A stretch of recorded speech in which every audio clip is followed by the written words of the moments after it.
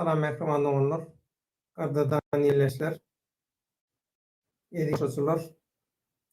Bugün adat bilen bağlaşıklı yaradılyan yanlar var arada gurrun edilip, tayinlik görüp, durkak edilip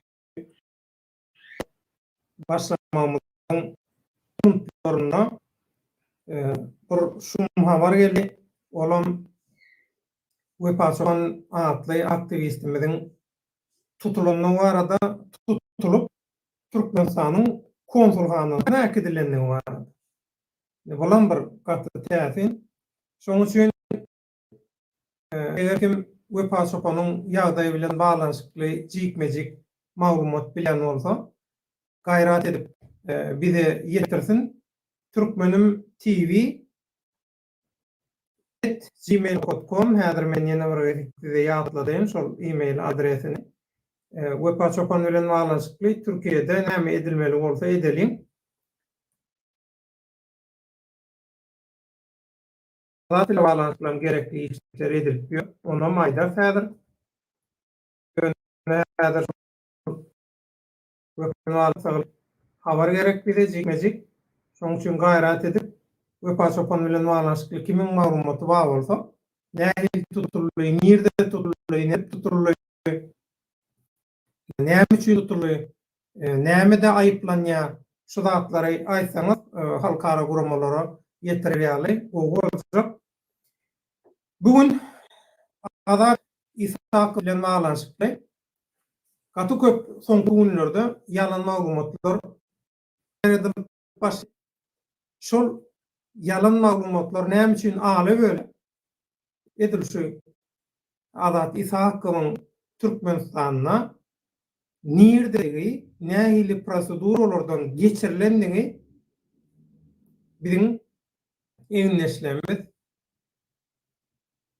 onlar söylenleri bilelikde hakikat üçün, hakikati dünýäye aýmak üçün eňine berip kelle boltupda görüşüp gelýän watandaşlarymyz tarapyndan anyklanandan soň haýdan hatyr bolar. Adat İshak bilen bağlanşykly öz ýurduň içindäki we daşyndaky oýnatgularyna yalan maglumatlar ýaýratdyrmaga başladylar. Şuň maksady näme? Şuň bilen bağlanşykly Türkmenistanyň içinde ençe ýyllar diktatorluk rejime garşy grajdan aktivistligi işlerini alyp baran şol wagtyň özünde de Adatlyk radiosyna daşardan habarçy bolup Rodwaýa çağırdyk. Rodwaýa gepleşigimize hoş geldin. Hoş bulduk. Ini Rodwaýa soraw geçmeden ol bir salamlaşyp alaly tefsirçilerimiz bilen watandaşlarymyz bilen adata göre ondan soň men senden sorajak. Şol hakykatdan hem aýdylýan zatlar ýaman gülkünç we buny utanman, uýalman nädip bolar ýalaky ýalan zatlar aýdyp bilýärler. Şular barada da senden sorajak, tejribeleňe ýüzlenjek.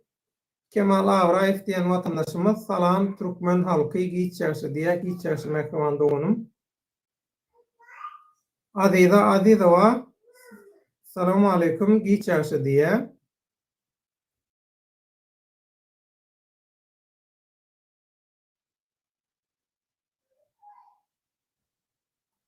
Karazoglan Türkmen Esselamu aleyküm giýçäsi mehman illeşler. Aw mövsümi başladymy döwlet diýe.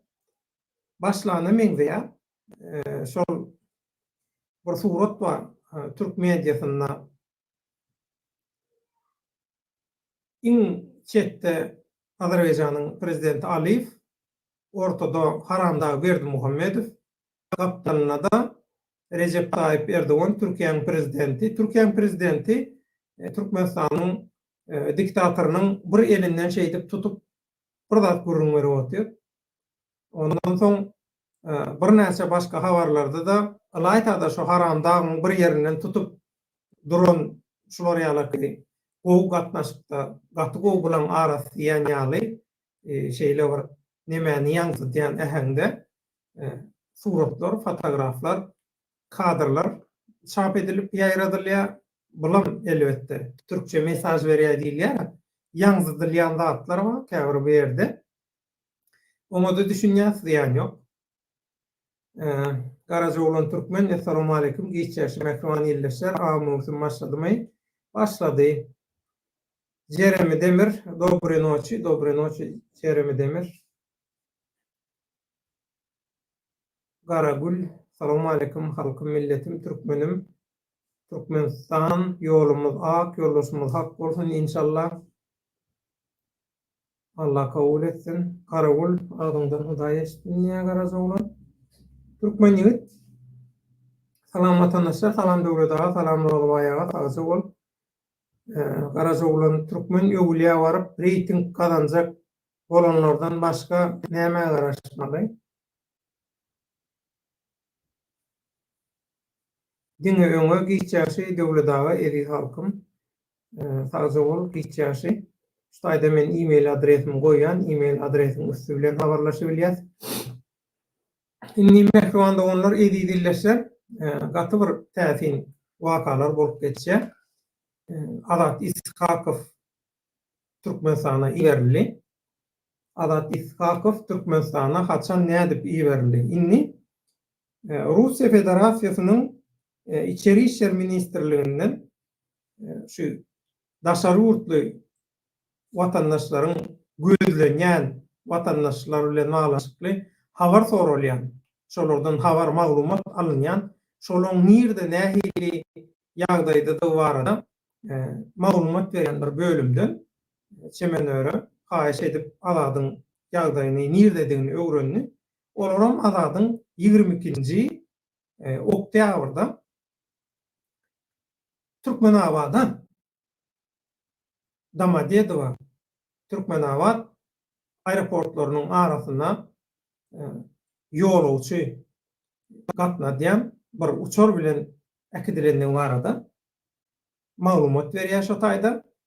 Näme üçin Adat İshakawyň Russiýa Federasiýasyndan Türkmenistana iýerilendiň bilen baglanşykly jogabam 2015-nji ýyldaky şol döwlet ara alalaşyga laýyklykda öz ýurduny gözlenýän, ýöne öz ýurdunda bolman şo alalaşyga bol çeken ýurtlaryň haýdan bolsa birine bolan watandaşyň öz ýurduna gaýtarylyp berilmegi alalaşygyna laýyklykda Adat İshakawyň Türkmenistana ýyzyna, öz ýurduna iýerilendiňi tapşyrylandygy düşünülýär.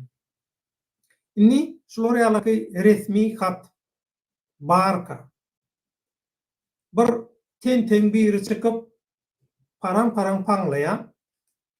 Inni on edýän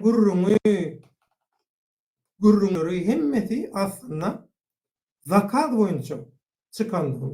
Howul hara gyssanyp zakat boýunça çykýar, taýýarlygy hiç zady ýok.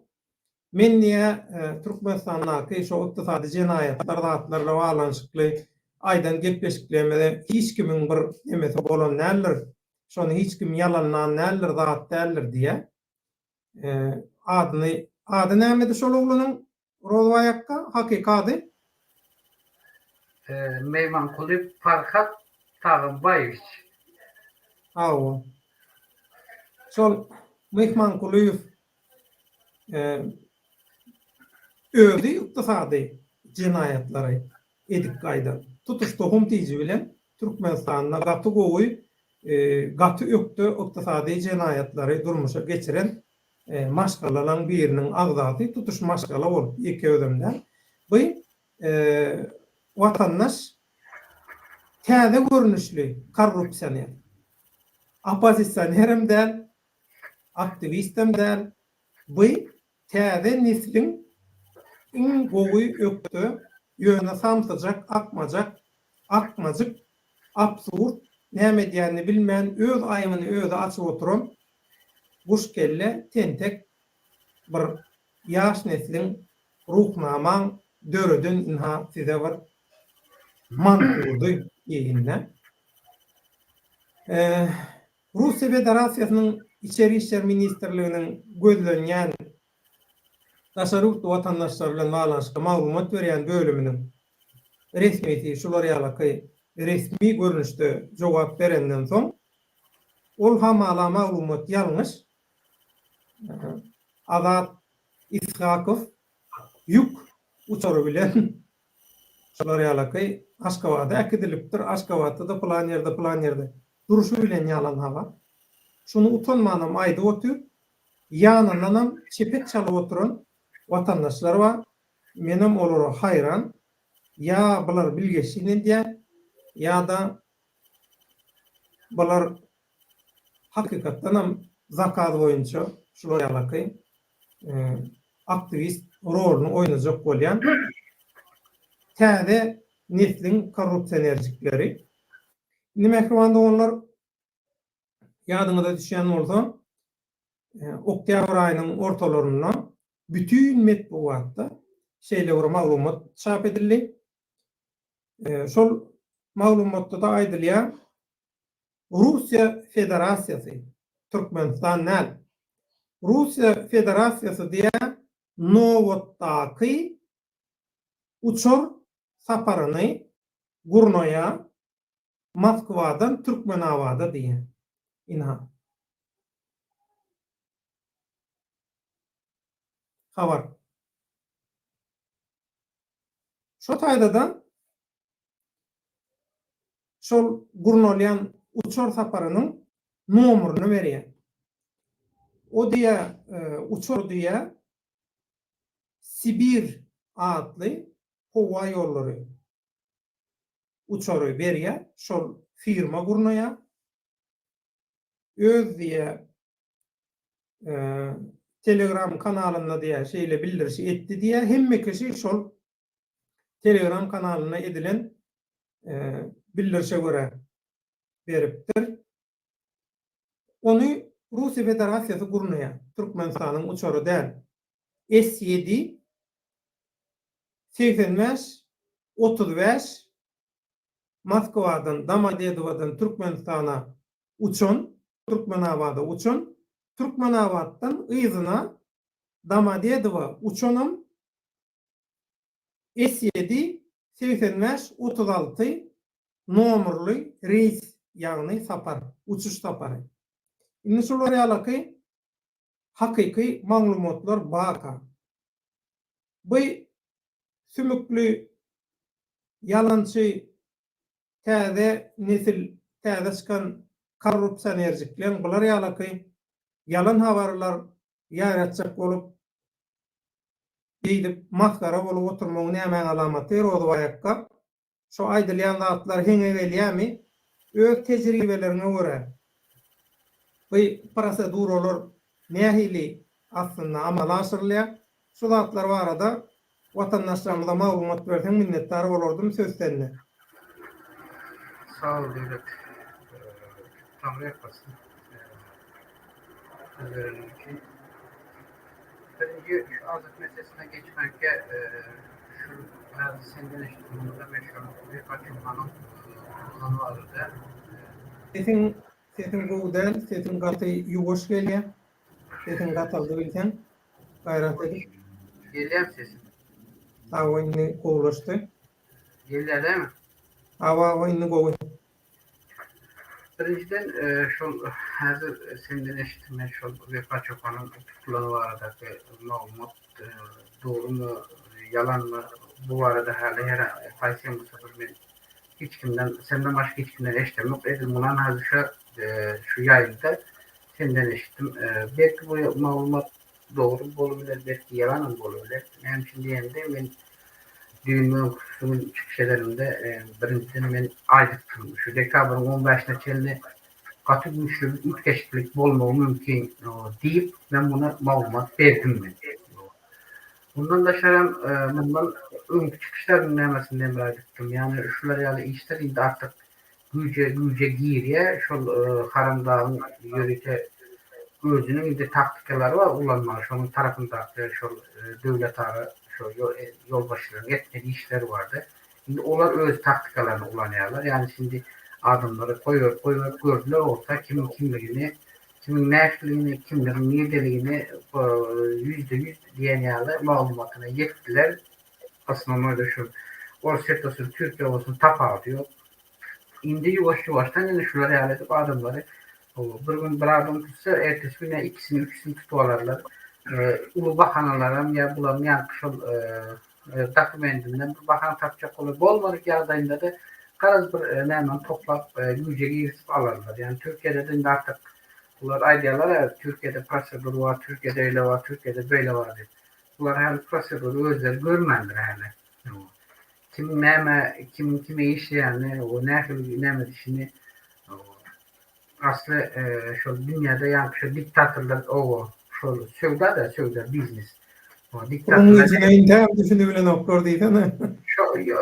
halk düşünülmez ýönekli halk. Ýöne şu ýönekli halk orta atıp onun içinde sürüp durarlar. Olaram gatgowy düşünýär. Şonuň bärdeki şu düşkürýän nämeleri var. Allah. Şu dört gözle yeni kim şonun yanında. Bu sefer men öňe aýtdym, häzir aýtdym şonun tarafında olanları gördüm değil mi? Bu Türkiye'nin migrasyasını, Türkiye'nin polisiye bölümünü vapşeti dedim bular medeni sevgahı bizim bular dedim ha. Gelip deyince belki gider yağlı edip diyorlar ya bular dedim. Enemen değildi. Ya polisiye Bizim kahramanlarımız bu tayda gozolum turuzlu diýerler, oğlu vay. Eşekçi. Ne diye? Mümkün şu tayda şol oraya adet bolýarmy? Nerede gozolum turuzluymuş? İstanbul'da Şol mı? departasiýa merkezinde gozolum turuzlular diýer.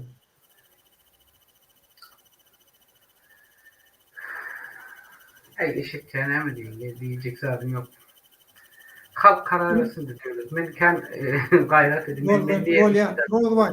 Şo neme häki şo mehmankulyp men näme şo näme bol bilemok dilime maýlanan o. Şoň aýdýan zatlar heňe gelýärmi? Şol devlet adam şeyler tutuluy, yuku çoru bilen akidilip, onuň plan ýerde saklanýar, eýle beýle diýe. Birinciden gelmesi şol olan şular ya suud edip beri. Azattan şonun özünü suud edip beri. Sera şol olan Türkiye'de özünü näme ki farkat dur diýip tanap berdi millete. Näme için dur diýip familyasyny ulanyp ýör. Näme için aldy dur diýip familyasyny. Peki bula olan şu farkat Mehman Kuliyev farkat taýan başlygyny şonuň başynda duran topar ýol başçylary ýa beýle ki ýene käbir adamlar özüne ýakyn adamlar bilmeýär şunu. Beş parmağı ýaly bilýär. O zatlar men ýöne şular bilen bile olan yol ýüren ýoldaşlary uzak gitmeýär. Men aýda otýan seret aýda otýar. Uzak gitmeýär. Günüňizin eteklerini tutup bilmeler indi boljak işler boldy buların ulanyan ve minyan avtobusu köpçülken avtobusu son durağa geldi. Yani Türkler de son durağa geldim diye. Geldi bular hoca son kastanovkasına. Şimdi şu dört gözlü şu Azat Farazat'ı eden şu çıkışı mene doğusuna sen gördün. Onda da sen oy verdin gördün. Olması göreceğim de yapıyordum ben. Seyrettim böyle güle içinden sana oy verdim. Hakkam gayret dat şunu bana yorumlap ber yorgudunu düş bolmuşu düşün yorgudunu ait gayret et. Bunu başta gürleştirme. Meşhur olanın digapul değil. İstendik şu topar olsun, beylekler olsun, şu olan hemmesinin nemesini şöyle siz yağlı taştan tövrekten tanıdıklar bir koy verse göreyen bu olması hiç seyretmeyen de kelle arasında ile nokta. Meşhurlar ergep beşiklerin baştan 5 minutunu alayan ortadan 10 minutunu en sonunda yine 10 minut. 25 minut. Toplam 25 minutunu alayan. Şu 25 minut canıktım. Yönü bana da kesip iyi ver yani. Ne kesilgesin neyle doğrusu niye verdim sana? Benim canım yanı duran yeri seyredildi. Bana seyret. Bunun birinci yanlışı baştan yeri niye? Çemen öğrendiğinin diye, çemen öğrendiğinin diye, şunun toparında çıkış eden ve şu toparın diye, seyredildi. Çemen öğre, şu toparın aktivisti olan çemen öğre diye. Şu yeri beni yine bir ne tuttu içime. Çemen toparın aktivisti mi yoksa çemen toparın yol başçısı mı? Bu bir. Şu abdin yani Türkmen'le birleşim hemen yol başçısı çemen. Çemen şu yol başçıları gelip şolardan başçısı gurucusu. Yine bu yol başçısı gurucusu. Şunun nemesi şu çemen şu. Şunu bile adında o tutma şöyle de seyret şöyle de yani şunu izdivad edip gurlatır. Neymiş? Şu toparın aktivistimiz. Aktivist demek ne mi demek? Birinci beş onu sonra verecek o yanda. Dört gözle. Aktivist topara giren adam aktivist olan da Aktrist demek, aktrist. Ha, aktrist özlerinde açsa olacak aktrist demek de. Ona başaran, ona ise cihaz tutulacak. Şimdi aktivist demek şuna diyeyim ben. Aktivist demek bir topara giren olsan sen şu toparda aktif bir iş alıp barayan olsan ve şu toparın işlerine aktif katlaşan olsan şol adamı aktivist değil yani. Şu toparın aktivisti. Eşekçiden sonra bilmeseniz size düşündürer. Olmasa üç harflim var. Dört gözle Fransa'da. Milletin bir izledip veren. Şundan sonra sana edip verer sana. Nemşet bile haysinin neyemesini o medeniyetli gürlemeni öğreniyor, biliyor da düşündürüp verer sana. Şu toparın adamlarına da umuma. Ondan sonra mindik gelelim. Yeni bir kemçilik tapıp şu yerde bir zaten propaganda neyemen çemeni propaganda çekolede. Çemenin alın malumatına göre diye. Çemenin Rusya devletinden alan malumatına göre şu malumatın doğru mu yalanlığını mı deyip biz özümüz şunu anıklamak için ben özüm şunu anıklamak için seyret. Çemenin alan malumatı doğru mu yalan mı? Türklerde bir söz var. Lan oğlum kafayı mı yedin sen diye. Şöyle bir aklıma düştü ya. Şundan ben şuna açacak olamam da. Lan oğlum dört gözle maşaylık ozalıkı ekonomik cenayetkarı. Sen hakikaten kellen yiyen mi diyeyim ben sen? Ben hazır şöyle düğüne açtım. Dona mı açtık gel otayım.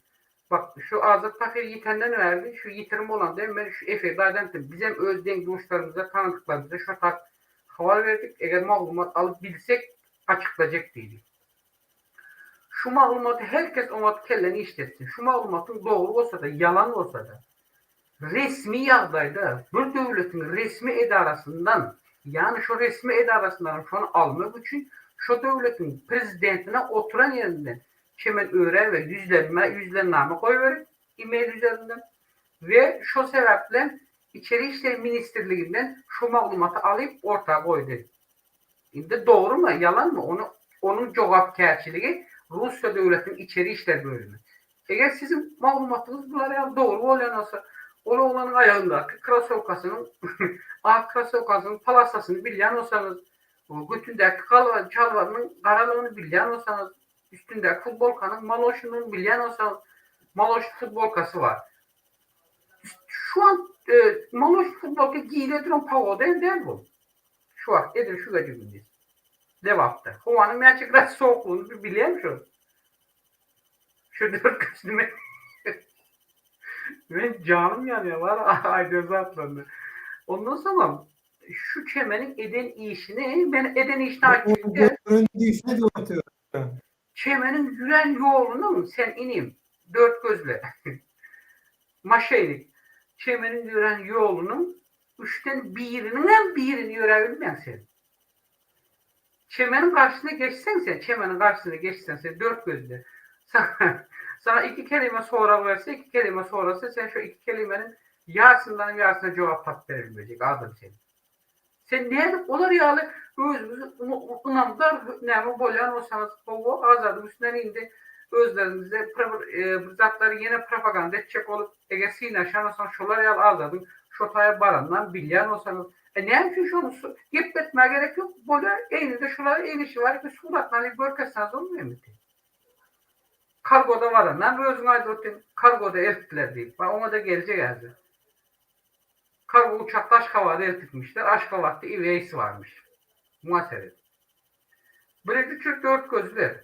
İveysi'nin sözün manasını düşünüyor musun? İveysi'nin özü neymiş? Şular ya prosedurların içerisinde İveysi demek ne demek? Dört gözlü sana şöyle şu soruların cevabını sana diyeyim.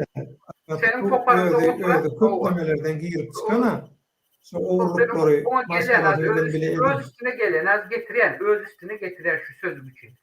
Ama İVS deyip o söz aydan kim ol? Şoların topanda oturan şu Serdar Hocakul mi? Murat Karakul'un lakabından oturan. Şolan Ozal Talisa'da işler çıkan deyip ben ne emettim de. Duyuşuma göre, hali men onu anıklamıyor, ona anıklar bilecek. Bu bir. Şonun aklı fikri bilen ideolojik neme yüretecek olay. Bu bir. İki. İves demek dört gözle. Şunu yazma çıkarmış. İves demek. Şahsiyeti ve kimliği belli olmadı. Ulan şu velayetlerin içinde oluyor. Ulara maçacak. Haysi velayetin neresinde oluyor? Şahsiyeti ve kimliği belli olmadı. Rayetleri vaktlayınca içeri işler bölümünün selceriş hanası değil kasap ediliyor. Bu kime değişti? İçeri işler bölümüne değişti. İ ve yes. Normalde İ ve yes'te selceriş hanede ona Türkmenler çok Türkmenistan özü için içeri işler ministerliği özü için yine bir zat koydu izinden, seyahatini. Peki bu İVS denilen zatta indi şu İVS'te o yerde fikirlediğim hepsi göz önüne getiriyoruz diye bir kvartalda diye. Dört gözlü kvartalda hem bakayım bir kvartalda bol bilmiyor. Sen Aşkabat'tan söz verdin mi ministerstvadan? Ministerlikleri doğru. Ministerlikler prezident görüyle Ozolku Köşk'ün olayını getirdi. Ehli ministerstvalar köylü idaralarını beylekin emirlerini aldılar elinden. Ne alsayım? Onları yine migrasyadır ya başka bir neymiş olarak şahamça yani bölümü adreslerine bölümleri verdi. Köhne binalarını. Peki İves nerede oluyor? İçeri İşler Ministerinin İves'i nerede oluyor? Şunu bir biliyor musun? İçeri İşler Ministerliğine değişti olan o zaman Vitirzitil'de bir bölüm vardı. Her velayette var. Vitirzitil'de bir bölüm. Piyanları, yönet alkaşları, ne serhoş olanları, şoları ne diyen bu. Şovlen detske addelde bir addeli vardı. Kamil gerçekleri çağrıları tutup şotayda ne diyen yine bir bölüm vardı. Şu iki bölüm yapıldığını bunların hemmesi şu yani İves'ten bir sözü yani İves'ten bir bölüm öğretmek için hemmesi şu üçüne geldi.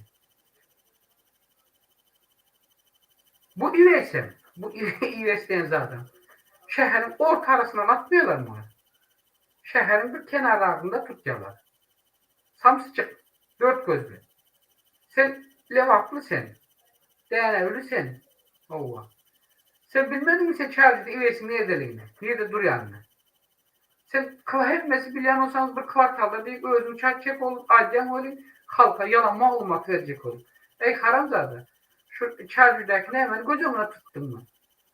Yo Aşkabat'taki diye Aşkabat'a gittiler. Yuku çoruyla Aşkabat'a gittiler. Hiçbir bilgi boku yok onun. Ben sana garanti veriyorum şu an. Aşkabat'ta ben şimdi köpekler etrafının polisiye bölümünün binasını bana bir tap versin şu an. Nerede yerleş yani? Yani yönetme sonra. Geçen devir etrafını. Hem tapsın bana görkesi lazım. Rozvayakka düşünüklü yuku çoruyla adam ekip oluyor mu? Son prosedurası ne mi? Gelecek hazır. Birinci, yankı şu an düşünmeli şu zatlar bolmayan. İkinciden, yankı yörükte şu ular yerde dine şolar yalı adam, İves diyen yerde dine şolar yalı adamlar saklıyor. İndi Pilius Ozol'dan Rozus'ta bolan rayatlar bağır olsa, olur hayatım, haysi velayetin çayından olsa, marı olsun leva, balkan akal tapağı yok. Şol velayetin çayından şol velayete gidiliyor şoraya. Eğer Ozal'dan Rozus'ta yaramasa. O da Rozus'ta yönenler tembolu. Ekid velayetine ekidilen makalı. İçeri İşler Ministerliğine değişti olan velayetteki şehir polisiye bölümlerinde değil. Şehir bölüm şakamçalarında da değil. Velayet upravlenyasında. Velayet upravlenyayla yürüte padvalı var. Şolar yalı adamlar saklayan. Onun iki bölüm var içerisinde. Adliye dejurnu paçasları var içinde. Onlara da kontrol eden dine velayet polisiye bölümünün 6. adliyeli. Upravlenyanın 6. bölüm. Bunu hiç kim başka demedi değil mi? Şöyle de, şu upravlenyada, şu şehrin içinde cinayet eden adam var olsa, şu cinayet şehrin içinde de adam öldürüp oğurluk edenler var olsa, şehir polisiye bölümünden upravlenya polisiye bölümü padvalına geliyor. Onlar şöyle padvalın böyleki bir bölüm şahamçasında duruyor. Şimdi uzak ovaldan Rozus'ta olan adam öldürüp ya oğurluk edip kaçıp gören olsa Yaşlılar ýagdaýda bir Türkmenistan'ın raýaty daşarýurtda bir jenayet işini edip Türkmenistan'a getirilen olsa şo velayatyň çägindäki ýaşaýan olsa özü. Ular addelini bir kınamada durýar bölümde. Uların kameraları hem addelini. Etmeýär oraya hiç kimi. Onları görýär komitet upravляет etdirýär. Komitet upravляет kim etdirýär? Şol velayat upravleniýasynyň polisiýa upravleniýasynyň 7. bölümü var. 7. bölüm Tarakan diýerler şoňa. Tarakan. Şimdi bu üniversiteyip ne için açtı? Bu şunu su dedikleri patamışta onun özü şol upravleniyadan Abdüşkür'e gideni bile ne etmeyecek oluyordu. Abdüşkür'e ne eli baranını. 33'ün 35'ün Abdüşkür'de ne edip çıkanını. Bu zatları sen kime neyme uyduruyan ben bilemem. Bu zatlar, bu prosedurlar senin aydın prosedurun önünde gidip yattığını turup şu bir maşkala azandan birini aydıp versen olur. Ya şu 3 harfli ya bilmem yine böyle ki birilerine aylık versen şolar ınanmalı mümkün.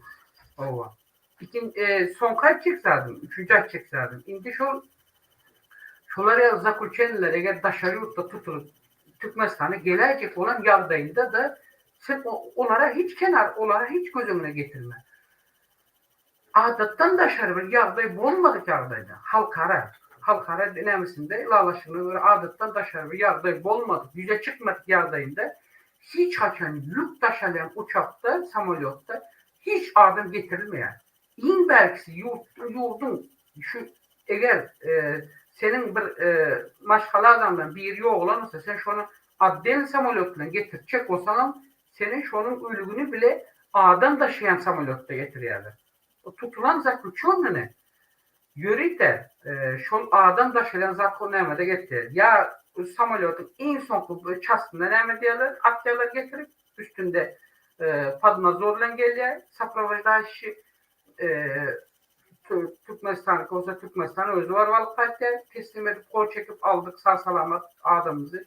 Bize şeyle bitti. Kurtardı. Ondan sonra ularyalı adamlar hükmanı suratta velayatta birinci uçuş aeroporta düşen yerinde Milli Howpsuzlyk Gullugynyň upravleniýasynyň operatör bölüminiň ýörete öz adamlary polisiýanyň üstü bilen polisiýa upravleniýasynyň avtologlaryna baryp Türkmenistanyň istendik aeroportu bolasy tapardyk. Şonuň arka tarapyndan ulu yük zat girilen kapısından girip şonu görmeli. Hiç migrasiya zadı etmiyorlar onu. Şotaydan 50 kangalı uçaktan düşüren yerinde maşin cihazı etip şotak bir yere şotaydan malı gidiyorlar. Alıram getirip onu upravlayan şolyan kaydan padvalında tutuyor. Kaçan da komitetin padvalında kimler oturuyor?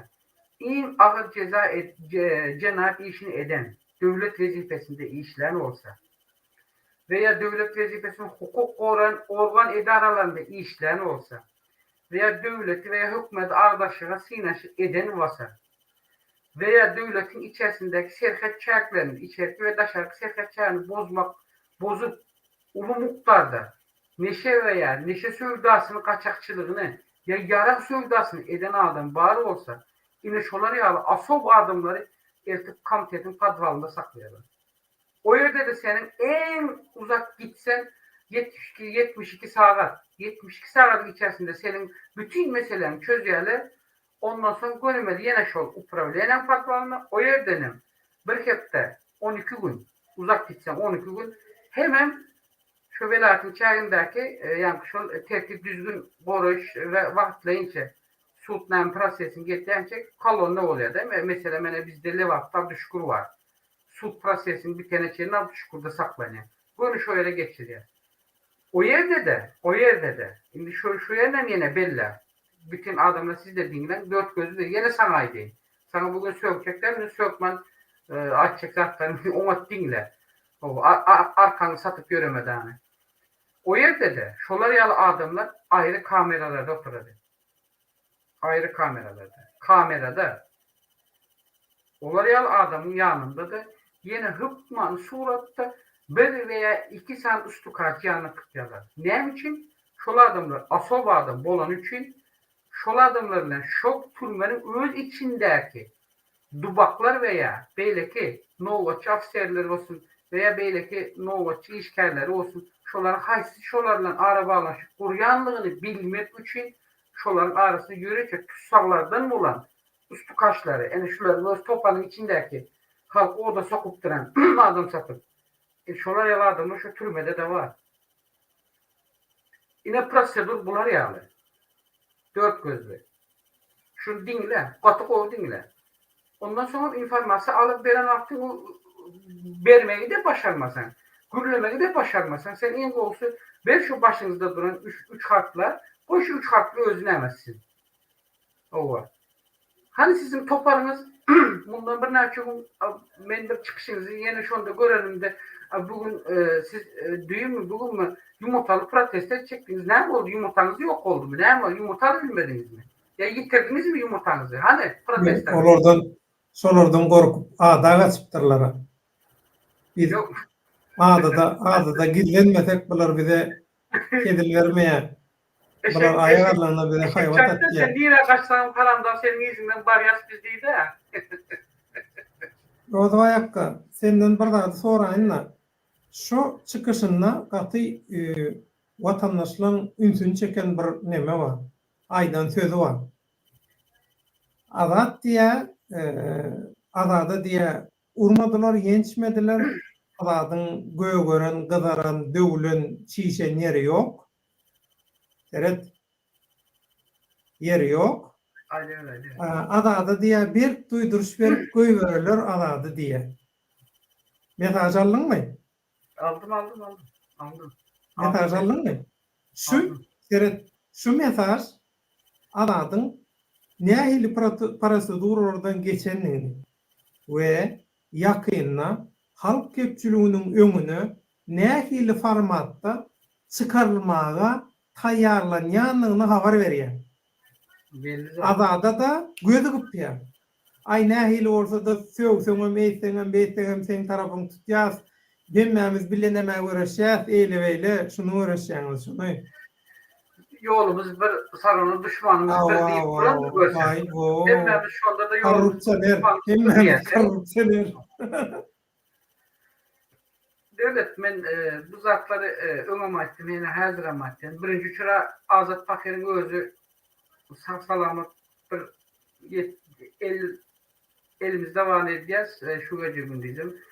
Biljek ol toplas Azat Bakyryň özü bilen bir ara baglaşyp gurar tedbirledik. Ama menen aýtjak bolan zatym ýa-da dört gözlüň aýdan zady, şoňa ýene şoň öz üstüne geljek, şoň özü bilen mysal görkezi berjekde. Sen haramzadaň ogly Abdüşükür'e geçmenken senin özün upravlenede, şo nämede bolanında 2 gün 3 gün. Sen şo ýerde bir gezek taýak ýanynda kimi orta sokup çağırdığında sırazım Abdüşükür'e kaçtın. Ha? Senin diýelen ama Abdüşükür'e geçenden son upravlenede 3 günden 4 günden sen gidenden sonra 4 günden sonra diýelen senin taýarlan çözüldü. Doğru mu yalan mı? Dört gözle. Ha?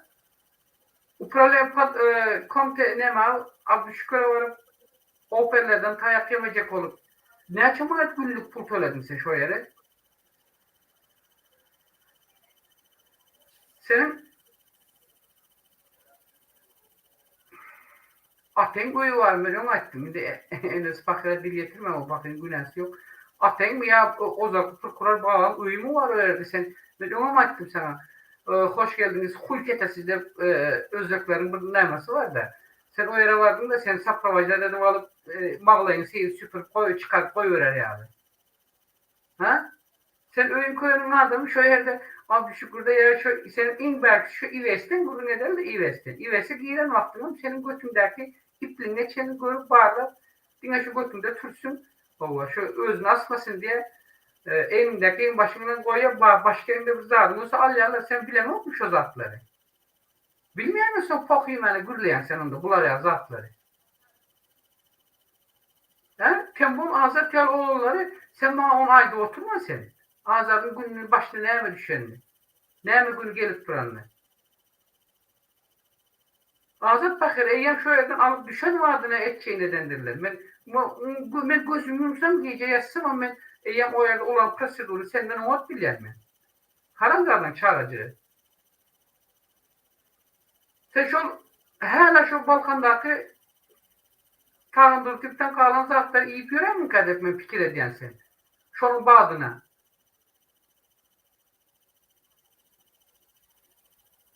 Hoş indi. Kime yalan gürleyen sen? Ey Hudadan korkmadık.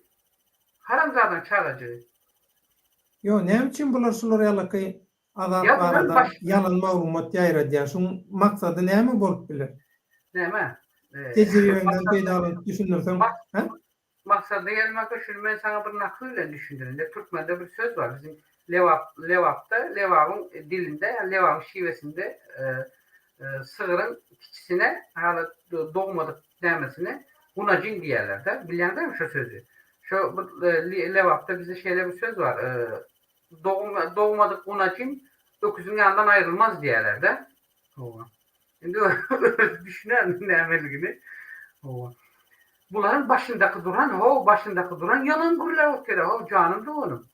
Başındaki öyle şol yalan zatları, yalan politikaları, yalan absüzler etişleri bilen hem adamlara belli olmatına. Hani bu logun arada ben öyle ettim ama. Ne dedim? Bundan sonra hep de bir gezek, iki gezek, çıkacak der. Bundan sonra çıkış edecek der dedim. Ben ne dedim? Sen bu koyup bilme dedim. Koydurmayalarım onu dedim. Hele mi gördüm? Pırdaca dedik. Hele ya. Yatırıyor mu bunlar? Yatıyor. Bunların başındaki yatıyor. Çünkü başındakisinin bunlara yatırtmaya. Bunlar özleri, zöfüsüyor özleri. Hem yerinde bunlar daskana mı nemetti? Bunlar gelecek yerine geldi bunlar. Yok. Rozva yakkar. Azat barada edil häzirki pursatda bular ýalaky göz görteli yalan sözlemeň maksady näme bolup biler? Şuňa näme düşünmeli? Adamları basıp yatırmak. Adam meselesi o yerde çözüleneceğini ve bir iki ay azat arada hiç sert kozgalmasın, adamlar öşkürmesin, öcükmesin. Başka urulmadı, hiç yerine gök kadın çiğistat yok. Hiçbir haber veriş serisinde çıkmasın, sosyal medyalarda kendi görünmesin, şunun protestasını hiç kim etmesin diye yürüteşçilerin özlerine buyruk ettirir otamıza. Hani bunlar gelme şunu yine şu yalan sözüyle ben şunu yine suud edin. Yine şöyle halk dinlesin. Adamlar dinlen, gayret edin. Arada yardımcı düşen olsa bunlar Aşkabat'ta bir iki sancı oğlana yayrattırıp tutuldu. Art familyalarına aittiler. Ondan sonra çıkardık biz Avrupa'dan deydi. Advokat tutup yönetici Şotay'dan advokat tutup çıkarttık deydi. Şuna pul koşuşup çıkarttık deydi. Bolya eğer sizin bunlar yağlı nememiz var olsa içinizden gelen adamçılık, insanınız, vicdanınız eğer var olsa siz şunu olan çıkaralım da eğer başarı bilen olsanız sizin şu aksanızı şunu çıkarmak, şu aksanızı elime şöyle söz ver yani millet önünde. Şunun için mi? $3.000 koymasın benim erkekler. Yani özümün namusundan söz ettim. Yöne şunu olan çıkmalı. Çıkmadık yardayında. $3.000, $300.000 kepenize çemin sarı velteriyar derecemin getiren sizi. Hani olaylar gücünüz varken hani propaganda etmeye gerek yok aynı buradan propaganda etme. Hani çıkaralım de. O böyle malumat alıbilyen olsanız o malumatçınız tüvereme yaman oradaki krasavkalarını çeline hem mezarına maydık benim bir şu götündeki Türkçünün rengini ayıtmadılar. Şunaydan olsa ben o yerden bir beğeni ettim bazıcık şu azat bakıyorum. Şuna mı ayıtmadılar? Bu saatler hep devlet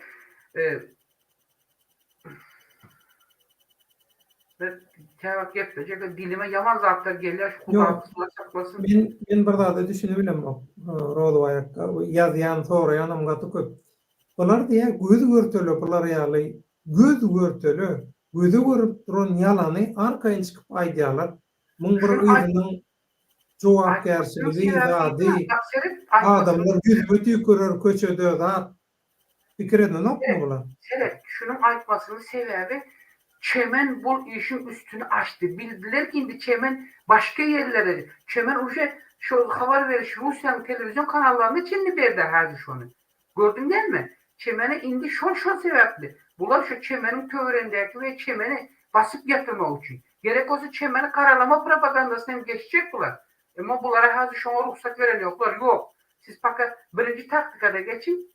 Ondan sonra yavaş biz size aydarız ne etmiyorsun. Diyilen buyruklarla bular bu iş yaratıyor. Düşündün mü? Şu işi Çemen'den başka kim şunu hiçbir halkara kurulmayan şuna ait sonra bilmedi. Doğru değil mi? Doğru mu yalan mı? Seret Doğru. hani o zaman çemen bunları söyledi. Bunlar çemenin üstüne neye topluyorlardı? Şimdi ne yapıyor söylediğinden topluyorlar o? Şimdi ne yapıyor diye? Onu sonra o cevap edip belki Seret belki öyle koyurmeklere mümkün. Selamun aleyküm. Gücücük. Selamun aleyküm. Sen Pierre Lager'ne varyansın sen. Bir kepte 10 gün deyince Alman'a. Velayette ve ekran çevrinde bile istedik yerde. Sen ne tolga karamzade. Hala cenayet etmek olarak dursun. Eğer komşu kolamın ulan bile, komşu kolamın ulan bile tartışıp ya davalaşıp bir neyme olsa üstünden arz edilse. Sen ne için ekran polisiyesine ya şehir polisiyesine sen katma diyorlar? Sana ne hıl cinayetlerin kozgalacaklarını çeldi sana. Şu önündeki cinayet kodeksinin maddelerine, punkutlarına, Yo, bentlerine çeldi. on arkada güýçli bolan soň, pulluca bolan soň oňa başga prosedura bolýandyr. Pul nerede azadım kâr benim görkezilme. Ene. Şu pullan gücü gitti. Indi şonu hüvese dotu yine. Hüvese dotu şu an alışan şu an o Türklerin bir sözü var ya dever diken yarar dedi. Millete ne eder değil de. Bunlara şu yaranır. Bunlar şu bir alışan zatına alışıyor bunlar. Düşündün mü? O onun aydan zatı bilen organ edaren işkerler, organ edaren içindeki prosedur, onun içindeki şartlar, düzgünler, onun o banktaki kol koyup İslam edarasına koyuveren, oğluncu koyuveren pulların nemesinden, işinden değil o. Ya Levan'ın bazılarına, kara bazılarına süsyen pulun işlerinden değil o. O zaman Sen şu işin üstünden, şu haramçılığın üstünden özü, şu hukuk koran edaren eline düşüp çıkan adam yine göz börtele gözün içerisine baka yalan gürle atıyor. Bunlar yani adamlar şu işi etmek için yürütse anadan alınan buyruğu esasında gerek olsa şu öğlenin deninden geçen şu öğlenin içine koşup şular öğlenin mazarlığın içine koşup bunlar siyasete oncak ediyorlar. Eğer yalan olsaydı arada ön kınemesinden eşitmedin mi? Özler çıkıp etti. Elini arkasına tutup aynen biz en üstte bizim baydaklar var diye ölülerimizin üstünde baydaklar alıptır. Ne hemen Türkmenistan konsulluğu. Şu yerde yatan ölülerin ruhları bu ayaklansa var ya silleri. Bu arkadaşlarına da özü burada dedik görüyorum. Özü ispisam şöyle propaganda etmek için vardı. Şöyle çekip şunu etmek için vardı. Bunun eden işin yalanlığı, yalan, barıkbeten yalan ne mezarlığını bakmayın yine sana bir misal edip suud edip göstereyim. Şu mu değil mi? Bir video koyan YouTube'da. Bu videonun içerisinde yardıma düşüyor mu? İkimiz şu Aşkabat aeroportuna ötürmen bir daşoğuzlu bir cihazımız davet edip nemeden de şunu mesela koyuverdim senem azatlığa koydum. Daşoğuzlu ne aplamayın. Daşoğuzlu bir cihaz. Yardıma düşüyor mu? Turun adımdan gıydından gıygırıyan. Hiç kimin bollanıp, hiç kimin koşulanıp yekoydu gıygırıp dur, yeterli. Şok cihazın videosunu bugün mü değil mi alıp özüne koyan şu Türkmenistan'da bolup duran hakiki zatlar şu benim sizlere ediyen suudları beni bolup duran şu suud şu benim meşrularda kazan ediyen deyip aydıktırım muhasebe. Ondan başka o zaman şöyle yine şu videosunun içerisinde azatlıkta şu Levap velayetinin şu an yanlışmasam değerli boynuzun ekranından bir maşkala vardı. Adam spaker şu ağır yardaydı yatırdı yatakta invalid. Şunun videosu şu azatlıkta çıktı. Seyret, bunu alıp özüne koyup şu zatlar her Türkmenistan'da devam ederdir. Var, benim materyallerim şu deyip yalan getiriyor. Eğer bunu anlayan adam var olsa inansın otursun devlet. Değil mi edecek onu? Şunu görüp duran şu materyallerdeki kullanıp duran videoların neyse aslında azatlık radyosu hadi çıkın talep edin. After pravanız var sizin. Ne yapacağız bilemiz yok. Ya belki bankdan uğurlanan emesine ötürdü nesiller emir azacık. Azatlık radyosu, Türkmen kulluğu.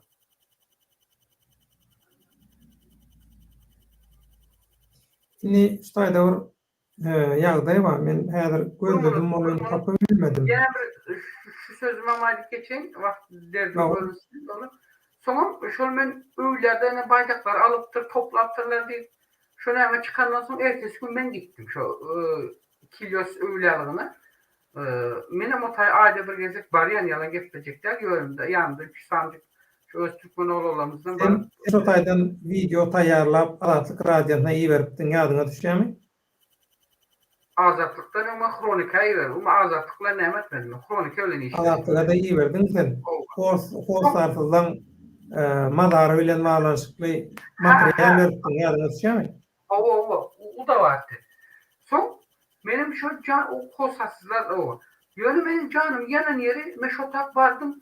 Birinci şu Kilyos mazarlığına giyilen makalın şu Kilyos mazarlığının içi bile yani hem köçe uğru hem yani şu neme ne desem bölük yani kvartal içi de şu her bir kvartalın her bir bölümünde yürü de şu ülkenin içerisinde şuna seyreden şu gündüz sonra şolara şu ülkenin içerisindeki şu bölüge neme seyreden bölükçe yani şu punkuda içerisinde seyreden bir neçe görevlileri var. O güvenlikten taşarı yürü de şu ülkenin öz içinde. Göl kazıyanlar ayrı. Şolar yazatları şu özler şu asfalt yol şu mazardın içi hem meğer asfalt köçe. Hatta şu köçelerin artlarında çenli var. Pelan köçenin ve pelanın hemen çatırında yine pelancı bölgede deyip ayda bölge yazıklarım duran şotayda da. Sonra şöyle de şoların yani barmakta şu kilosun içerisine girdiğinden şu yörede güvenlik bu şöyle nevesinin amiri, bunlar amir diye Türkler yol barına çanlığı. Şoğun novatta şolarla birleştim hatta şular yarda yoldur dedim. Müdürüm dedim yani başlık diye herhalde. O şu bizim Türkmenistan'ın ilçhanasının ya konsulun adımları gelip şurada bayrak almışlar. Mazarın başında duran baydakları. Bayrak koyuldu mu diye soradım ben. Onlar hem de o yerde küllüs yani kamera hem var. Kimin girip kimin çıkadır onu. Haysi bölgeden haysi köçeden çıkadır onu. Ularım çağırdı. Belki hemen kameralarına karadı. Ya devlet canım doğurmayı. Bunlar var ya kuda görkezmesine. Bunlar var ya. Bu kuda çarpadı bunları. Bunlar hiç ne iman kalın ne zat kalın. Görevlerini şöyle cevapkar şöyle ne olmuşları. Abi değil yani ağa değil yani gel seyret gör dedi. Diye sizinki de sizinkinin üstüne bir gül koyulan mı senin? Şu gül kuğrap kalır şu yerde. Şu dura hiç kim eller bilmiyor mu diye. Türklerin ya başka yerlerde yani mesela diye şu bölükteki şu lemedeki değil ben onların angrakları geçtim ben gördüm şu tayda önden yok olan mesela 99'da 98'de 2004 2006'larda 2010 yıllarda yok olan fakirler Türkmenlerimiz var iken ayal maşkalarımız var erkeklerimiz var şunların ama gördüm üstünde yine şu ağaçından adı yazıklı yağlıktan alan o yanında şu baydan nemez surat çağızı şu surat simit giden ağaca ne durana diyemiyor hiç kim. Haysimiz koydunuz o yere baydağı da kim ayırdı? Eğer elinizde var olsa ölülerin üstünden propaganda yapmam. Yok, bunlar yalan sözlerine yaman katıyor olmuştu bunlar. Biz yalan sözler yapıyoruz, hiç kime miştat diyen yok. Ama yönü bu kadar katı elbet tutulurlar. Hem yalan sözlediler, hem alada mesaj verip, alat bizim tarafımıza geç, bir de koşul, bizim bilen bile hükümetin, rejimin proyektlerini bolca durmuşa geçir. Ama sen arka yönüne de vararsın. Sana aylık verip işle derler. Hem medat gülyalı olur. Siz bizim bilen bol, bizden neysen ya da biz adat bizden neysek sana değmediler deyip mesaj verdi aslında. Ondan da şerem, yani bak yine aydın, ondan da şerem azattı, azadı, çemen var arada, yine bir neçe çemen veya sen veya men ya veya şu topordaklar var arada, yine Moğol'uma tanıp ondan sonra çemenin üstüne hücum etmek için şeyle propaganda oyunların içerisinde hükümetle bilelikte. Yani ben ayda yani şunu. O da var. Ondan orta başka plan var. Aydayın mı ne plan? Ayda. Ayt dinlesin, halk eşitsin. Ondan öňürti plan ýadyňyza düşýän bolsa, bular İstanbul'da aktivistleri, aktivist olacak hakikaten Türkmenistan üçün kelle ortukda İran'ın, Owanyň, Kazakstanyň nireň üstünden gitmeli bolsa, hani mahkama şeyinin 10 milyon dolar koydum, sponsor oldum, wepa çopan döwründäki görürüm. Hani oradan İstanbul'a varşı, şo taýdaky aktivistlerin üýşüşi zady, şo taýdaky hakykatlar ýüze çykdy. Aslında şo taýda Haramda Berdimuhammedow we oň şaýkasy gatyly umyt bilen şo taýda gatyly maýy goýdy aslında. Gatyly umyt baglady. Ýöne şo başa barmady. İçi ýanly şoňa. Inni diňle, inni. Azada almaklarynyň sebäbi şol, aralýana. Azada alalar. Bugünem kim aldylar? Vefa Çoban. Wepa çopan aldylar. Vefa Çoban'dan kim aldılar? Dini terörizm bilen karalan, Ýok, karalan mümkün kim değil. aldılar? Yo, mümkün Orada değil. hüküm ettiler. Mümkün, Alçak mümkün değil. Doğru değil mi? Ol däl, onu diýip bilmeýärler. Näme üçin? Onu diýjek bolsalar, Türkiýanyň hökümetinde häzir edil şo toparlary gollap, şo sponsor bolup oturanlar bar. Onu diýdirmeýär. Var. Diýdirmeýär. Ondan olar ýalyky pully, kärli biznesi başga hiç kime bermeýär olar. Bermeýär. Sen pikir etme. Rozaýak bermeýär olar. Bular inni arajak bolýarlar. Sebäbi mahkama şeýnik awraýdan gaçdy. Bilýän? Mahkama şeýnik şaýkasy, töwrüňindekiler umumyň şolar bilen kim götte çat bolsa, kimmede bir däl telim edip masgara bolar halkyň öňünde. Politik turup ölü syýasy günti bolar. Ölü görnüşdäki syýasy günti. Şoň üçin bular halkyň öňünde gompormak, paňlamak, aranmak üçin inha görýäňizmi watandaşlar? Biz nähili güýjümiz bar. Biz bular Türkmenistana äkdirdik. Bilbilýäli saýratdyk. Eýtdik, beýtdik. Erteki ýürüň kasetasynda mürkezip bilerler. Erdaýat edip bilerler. Ýöne men şu fursatdan peýdalanyp paýş edýän watandaşlarymyzdan ekranyna şu gün köp wagtlap şu e-mail adresimi goýanmyň sebäbi Wepa Çoban bilen balanşyply. Ýagdaý jikmejik bire ýetirseňiz, biz uğruna çykaly. Hem Türkiýanyň daşyna uğruna çykaly, hem Türkiýanyň içinde çykaly. Resmi ýagdaýda bir zat edip bolmaýan bolsa, resmi däl ýagdaýda edeli. Azat bilen balanşyply. Resmi ýagdaýda bolmaýan işi resmi däl ýagdaýda edip bolýar. Tanışlaryň bilişlerini üstü bilen. Ýöne gaýrat edin. Menmenliği, diňe men bilýän, diňe men edýän diýip o menmenliği bir tarafa goýun. Türkmen halky, aktivistler, aktivistligi ymtylýanlar, hakykata, halallyga ymtylýanlar siziň malyňyz däl. Menkiler ya menki Türkmen halky mal, oyun, eýle, beýle, olar ýazatlar kemsitici sözler aýtmaň hiç kime gaýrat edin. Wepa Çoban bilen balanşyply jikmejik maglumaty şu e-mailden maňa ýetirin. Galanyny bir özüme nesip bolsa uğruna çykar. Azat bilen balanşyplam gerekli işler hemme zatlar edilýär. Indi şu taýda Rozaya sen aýtyp bolduňmy? O kadar tesirler, o kadar. Cevap verirsin o böyle. Bor. Bunu bir ýerde neme bardy. Tesir bardy, şo tesir tap bilmedim. Ýöne kellemde, aňymda galanyna göre men aýdaýyn. Eger ýalňyşmaýan bolsam, ýene şol Oğuzow diýilen watandaşymyz bir tesir nemedipdir. Ýazypdyr. Azat bilen balanşyply gaty şolara ýalaky gaty göňüne degiji gödök akyldan köp emosiýa bilen ýazylan emeňdir. Elbetde jany ýanan gahar gelen bolmagy mümkin. Günnäwrüň adamy netijede ýan ýok.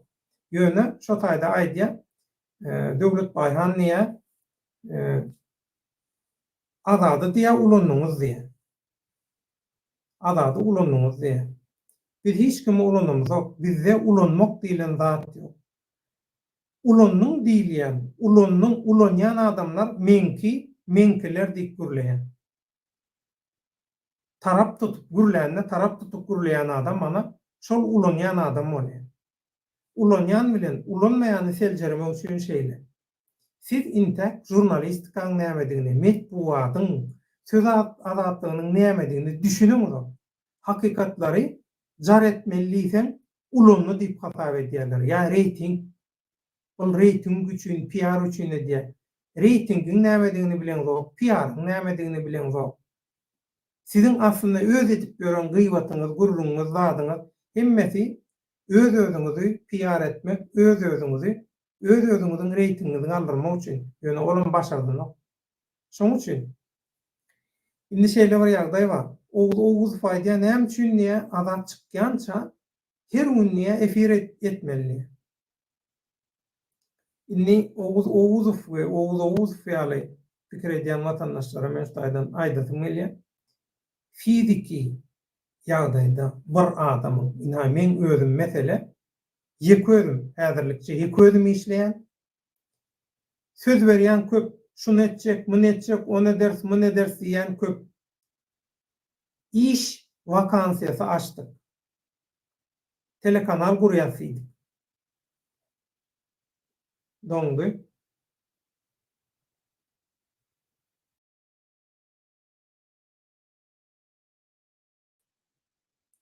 Gelim rolbaýakka, neme doňdy?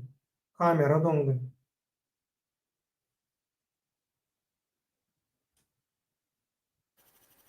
Sesim eşdilýärmi?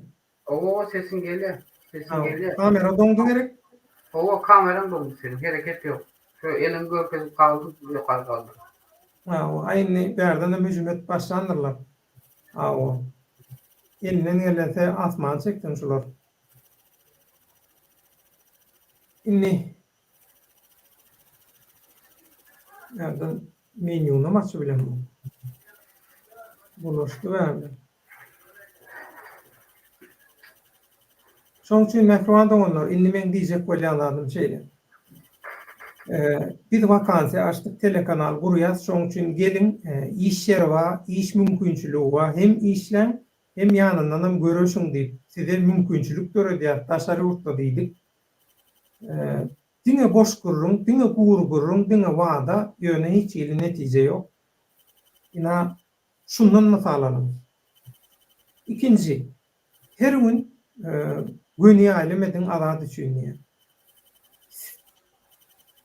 Her gün 3-4 derek çykyş edýänler bar YouTube'da. Eger siz YouTube'da boş gurlap oturan adam görmek isleýän bolsaňyz, yeterlik derejede olar ýaly nemelerimiz bar bizim. Kanallarymız bar. Siz o kanallar bilen özüňiz neme edip bilýäňiz. Meşgulanyp bilýäňiz. Häzir şu taýda rolbaýakka Dinlätin. o sen özüň dowam etme, şu kamerany bir neme deýin, oňoroýun. Bunu Şu azat ile bağlanışıklı näme üçin her gün çykyş ediňiz ok, azat ýadyňyzdan çykardyň diýe. Bular Düzellü neme. Soň Atatürk'ün ölüm ýyl dönümidi, 10-njy noýabr. Men Türkiýede öňümesim, men Türkiýede ulanlym. Men Türkiýeň döwletleri radio kampaniýasyna, Türkiýeň döwletiniň iň naýbaşy edarasyny 9 ýyl işledim. Hem telewizionyada hem radyoda 2 bölümde yönemen başlanda telekanalda başladım. Şoň üçin men Atatürk'ü Türkmen bolan üçin Gyzyl Oğuz KK tarapy, Eje tarapam salyrlan Garaman tiresinden. KK tarapam Türkmen, Eje tarapam Türkmen. Şeýle bir ägir Osman imperiýasyny talaýarlar, çözdüýärler. Şonça düşmana garşy söwüşip puly ýok. Yara yok, hiç tat yok. Aýdýarlar, Atatürk diýerler, pul yok, taparsiýa. O yok, hemmesini taparsiýa. Şeýdip ýeňýärler, bu bütün adamlarda görülle bir şu taýda azatlyk uruşy, söwüşi, milli bir söwüş şu taýda, Allah merdi. Bu diňe türkmenler üçin däl, bütün dünyadaki halklar üçün ulu görerli köp yurtlarda resmi ýagdaýda Atatürk'ün eden işleri sapık görünüşünde okudulýar. Siz balaksız, götü oklu, kellesinde hiç zat yok, fundamentalistlerden Atatürk'e karşı düşmanlık ertekilerini dinle, Atatürk'e karşı sen tanağın ol adamı diye, bana biri yazıya, sen niye ol adamı tanıdan kadar yal gürlemersin. Akmak nadan, men 9 yıl devletin edarasını işledim. Türkiye devletinin Atatürk Kızıl Oğuz'un sanırlar daha iyisi yaşam. Hayzi taraftan tutsan Atatürk duruşu bilen Türkmen, şun Türkmenliğine buysanmalı. Özünüz hem Türkiye'de yaşap diyorsunuz. Türkiye'nin çörüğünü, Türkiye'nin suğunu içiven, Türkiye'ni kuran, Türkiye'deki şu mümkünçülükleri size döredük giden adama arkasından gürleyen. Siz var ya, Türkiye'nin saça vursun siz. Tanzır, tentekler. İnni her gün yayın etmeli, efir etmeliyle temada. Mümkünden fizik ýagdaýda her gün efir etmek mümkün değil. Her gün efir etmeň mümkün bolaýynda da manysy ýok. Dogrymy ýalňyşmy? Rozbaýak. Manysy değil. Şonun neticesi yok. Neticesi Ýok, şonu ýanlaýan. o zaman faydalar o. Bize hatice gerek değil, netice gerek, netice. Edilen işin neticesi gerek. Dinleyenler böyle. Edilen işin neticesi gerek. Sesim geliyor mu?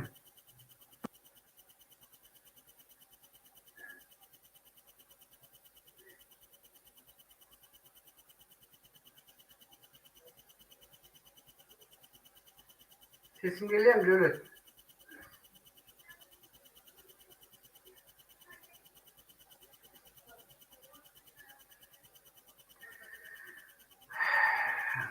Ne çektiğimizde da aragatlaşıp bağlanışıkları şeyle internetlerde de.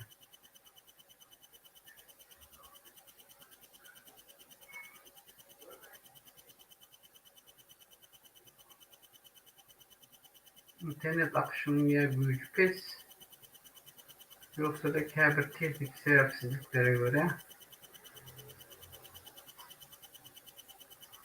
bilgisayar, kompütürlerde mesajlıkla iyice çıkıplar dokumanı.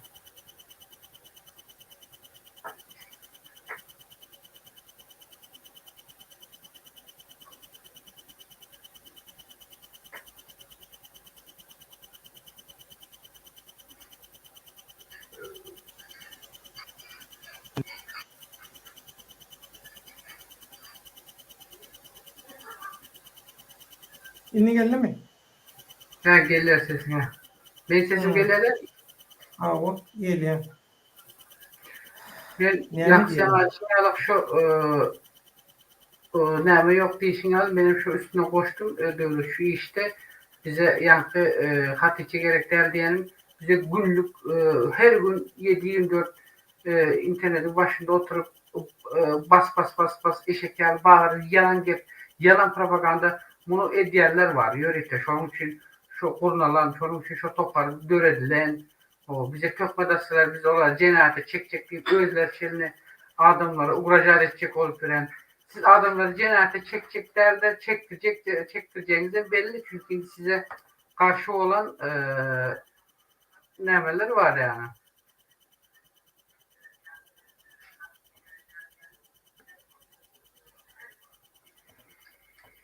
İnni tefsirlere geçelim no. Şoň üçin men Korunat. bolýar.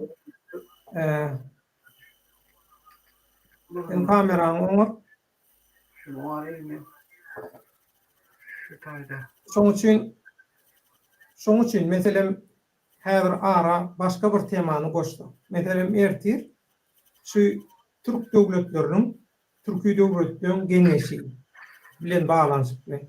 Haramda Berdimuhammedowyň İstanbul'daky teatry şowy barada aýratyn gepleşik edeli. Hem Türkmençe bolsun, hem Türkçe bolsun. Sebäbi Türk diline gürlen wagtyň Türkiýedäki türkler bilýär. Irak'taki Türkmenler düşünýär, Siriýadaky Türkmenler düşünýär, Ýewropadaky Türkmenler düşünýär, hatda Türkmen sehradaky Iranyň gol astyndaky Türkmenlerim şoňa düşünýär. Hytaýdaky bul Merkezi Aziýanyň beýleki döwletleri, hatda Awganistanyň Türkmenleri şoňa düşünýär. Türkmenistandaky Türkmençede gürlän wagtyň gaty çäkli köpçüligi sen yüzlenip derdini düşünüp bilýär. Şoň üçin dik şeýle delin. Inni men näme üçin şunu aýdym? Inni ertir şu Harandaň İstanbuldaky şol biznes planlary barada şoň İstanbuldaky reklamasy komporsy barada bir zat aýtsaň azady ýadyňdan çykardyň diýjekler bar. Şoň üçin men öňünden aýdym.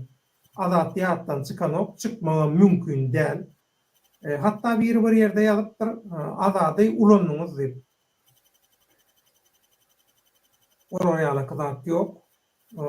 Çemen örede sen çıkma dedim, sen çıkardın deyipdir. Oraya yok. Men hiç kim zorlan çıkaramam. Oradan çıkma dedik, sen hem oraya çıkardın. Reyting üçün niye? Oraya suat efirde otur. Yazsın, açsın, istese gelsin efire. Şoň üçün eger şu iki temada açacaklardan yok olsa men tesirlere geçeceğim Rodwa yakka. Azat ile bağlantılı edilmeli işler ediliyor. Yani Rodwa yakka da etti. Şemenem her kim öz başına edip diyor. Her kim öz elinden geldiğinden batarlarından edip Tesirlere geçmek hemen şu çemen arada da yine bir kabirnameler aydıp geçeyim. Billahi sevenem şimdi diyelimde şu işte öňden ahira şular iş boýunça alınıp hakiki görüşmeli işler bolan ýagdaýynda da göreşen o şu işin asıl meselesini özünü suud edip şu işte özünü görkezip bilen yeketer toparın içerisinden bir ol çıktı şu. Sen bunun çıkışını näme suud edecek özündeki bar olan analizlere göre şu şolun öz toparlarındaky şol topardan ayrılan topar yol başlara yardıma düşen İstanbul'a gelip şolar hiçbiriyle görüşmek çağlarda asıl kada kanun şolar yalda olar görüşmeli derdani tutuldum edilip gitmeli olar. Şonun için şu sebepten çemen şu toparların yol başlarının özlerinin vas bağırıp duran sözünden daha artık maç yine bir iş etti. Neymiş etti? Çemen şu tak geldi, gönümel geldi, şu öz toparının yolbaşısı hükümünde atyan olsanızım, iyiyen olsanızım, beni doğru iyiyen olsanızım deyip gönü geldi konsulun içine girdiler. Alman bildiler, dışarıdan izle kaytardılar, şotak vardı. Bunlar ne etti? Biri geldi, Mecidiyeköy Şişli'den tutulup izine gitti. Beyleki servis alındı. Deport edildi. Şonun yaldı. Deport edilip iyi verildi. Şimdi bir neme kaldı. Gelmedi. Kanada'daki. Beyleki gelip etirli yedili gitti berdi. Hani şoların haysisi Kara propaganda yaptılar da çemen arada. Haysiniz edivildiniz. Hudadan korkup bir yüreğimizin üstüne elimizi koyun da aydın da adam da dinlen. Çemenin eden işini şolan yekece bir toparıyor başlayılmadı. Kaytan tersini olar geliye berde yörek hayatta kayak idi. Yöreter. Şu konsulluk tarafından tutulan adamlar köleğiyle tutulan adamlar tarafından sağda adamları urdurup giderler. Kayak idi. Urdurup gözdağı verip giderler. Konsulun tövrene bari bildi mi? Protesto eden demek geri o başka koşullarda nemeye yayın türedi. Canlı yayın. Yine ben İstanbul'da, yine ben falan. Hani ne yapayım İstanbul'da olsa bari bilmedin konsullar. Haysınız vardınız. Yine buna topar yol başçısı deyip aydı bilersin. Yine bunun hakkını verebilirsin. Ayağın maşkala olsa bile cinsiyetine gerek yok. Sen adettin ya yiğidi öldür ama hakkını yeme değil. Yine buna beri bilyen. Yani buna aydı bilyen. Ondan sonra Ahmetlerinde yine çemenin başına geçtiler. Çemen azat neymiş? Agentmiş. Haramzadılar. Sizin ettirilmez işinizi olar gelip edi gitti. Pilli şolar gelip giden gününden son bir neçe günden son konsulluk göçmeye mecbur oldu. Göçtü. Ova şimdi eşekçi ne diye siz niye kaçsanız haramzadalar biz izinizde bari sizin diye. Yani düşün yani al şu ödeniydi ne hemen. Biz bari izinizde siz arkayın olun. Biz bari şotaylarda da adamları şey ettiler size tuttular. Ne ettiler deyip mesaj veriyor ortaya. Onda siz gelip göçürtmeli kendinizde. Ne yapışını bilmediniz?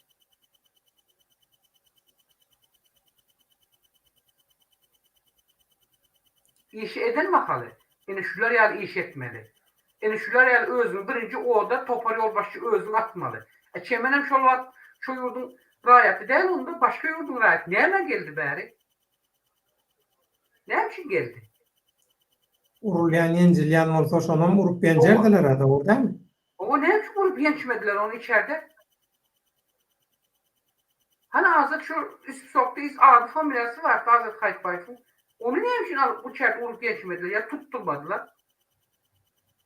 Ha oşol gözlenýän 25 adam soň 26-28 gidip köpelip gidip otyr 33 diýen nada diýen Yani var. hem de Şoň arasynda Adat Kayıtbaýew bolsa näme üçin tutmadylar, alyp galmadylar? şu toprak Adat Kayıtbaýew içerisinde öz adwokaty bilen baryp konsulhanada çay içip şokolad ýykaýtdym diýe. Onda näme onu tutmandylar? Azat agenta olan düşüncesinde olan fikrinde azat agent. Sonra azat agentin yani kim vardı? Kim koştular? Çemen koştular. Ha? Hani çemen terzaçtan ne vardı? Derneğine. Ne yapmış? Çemen ularını açan derneğine barmamış. Barmaz kardeşine. Sizin derneğiniz kime işleyer? Ne kadar işleyiniz siz? Sizin derneğinize barcak olsan o zaman pul vermeler. Tölögler sizin derneğiniz. Size koşan koşmalar.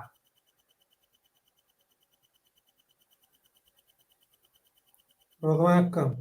Neme geçelim? Tefirlere geçelim. Bu sagady geçirdik biz şu an.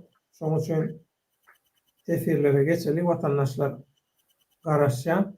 Bizim formatymız tefirler boýunça tefirleň gorlanmasyna gitmek. Şoň üçin aýtjak wagtyňy işaret et. Men sen mikrofonuny ýapýan. Mikrofonuny açar.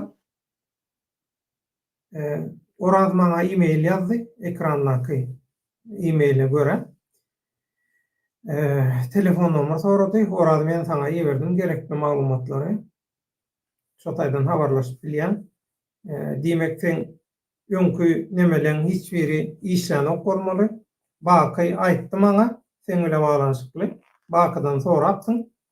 Nomery menem oraz däldir, oraz bolsa, oraz islenlik görünüşde diňe bir näçe programmaň üstünden bir ýerde bir programma bolsa hemmesiniň nomery, adresi hemmesi orada ba, orada däldir, başga biridir diýip onuň şol wepaşypan meselesini eşdemden soň Adat bilen baglanyşykda ýüregimiz şişip duran soň hasam şüphelenip men orada däldir, orada bolsa özü awtomatik maňa çykardy islenlik wagt diýip sebebi orada bilen aramyzda hiç wagt bolýan bir telefon ýitirmek, adres ýitirmek, bilmezlik ýaly bolmady.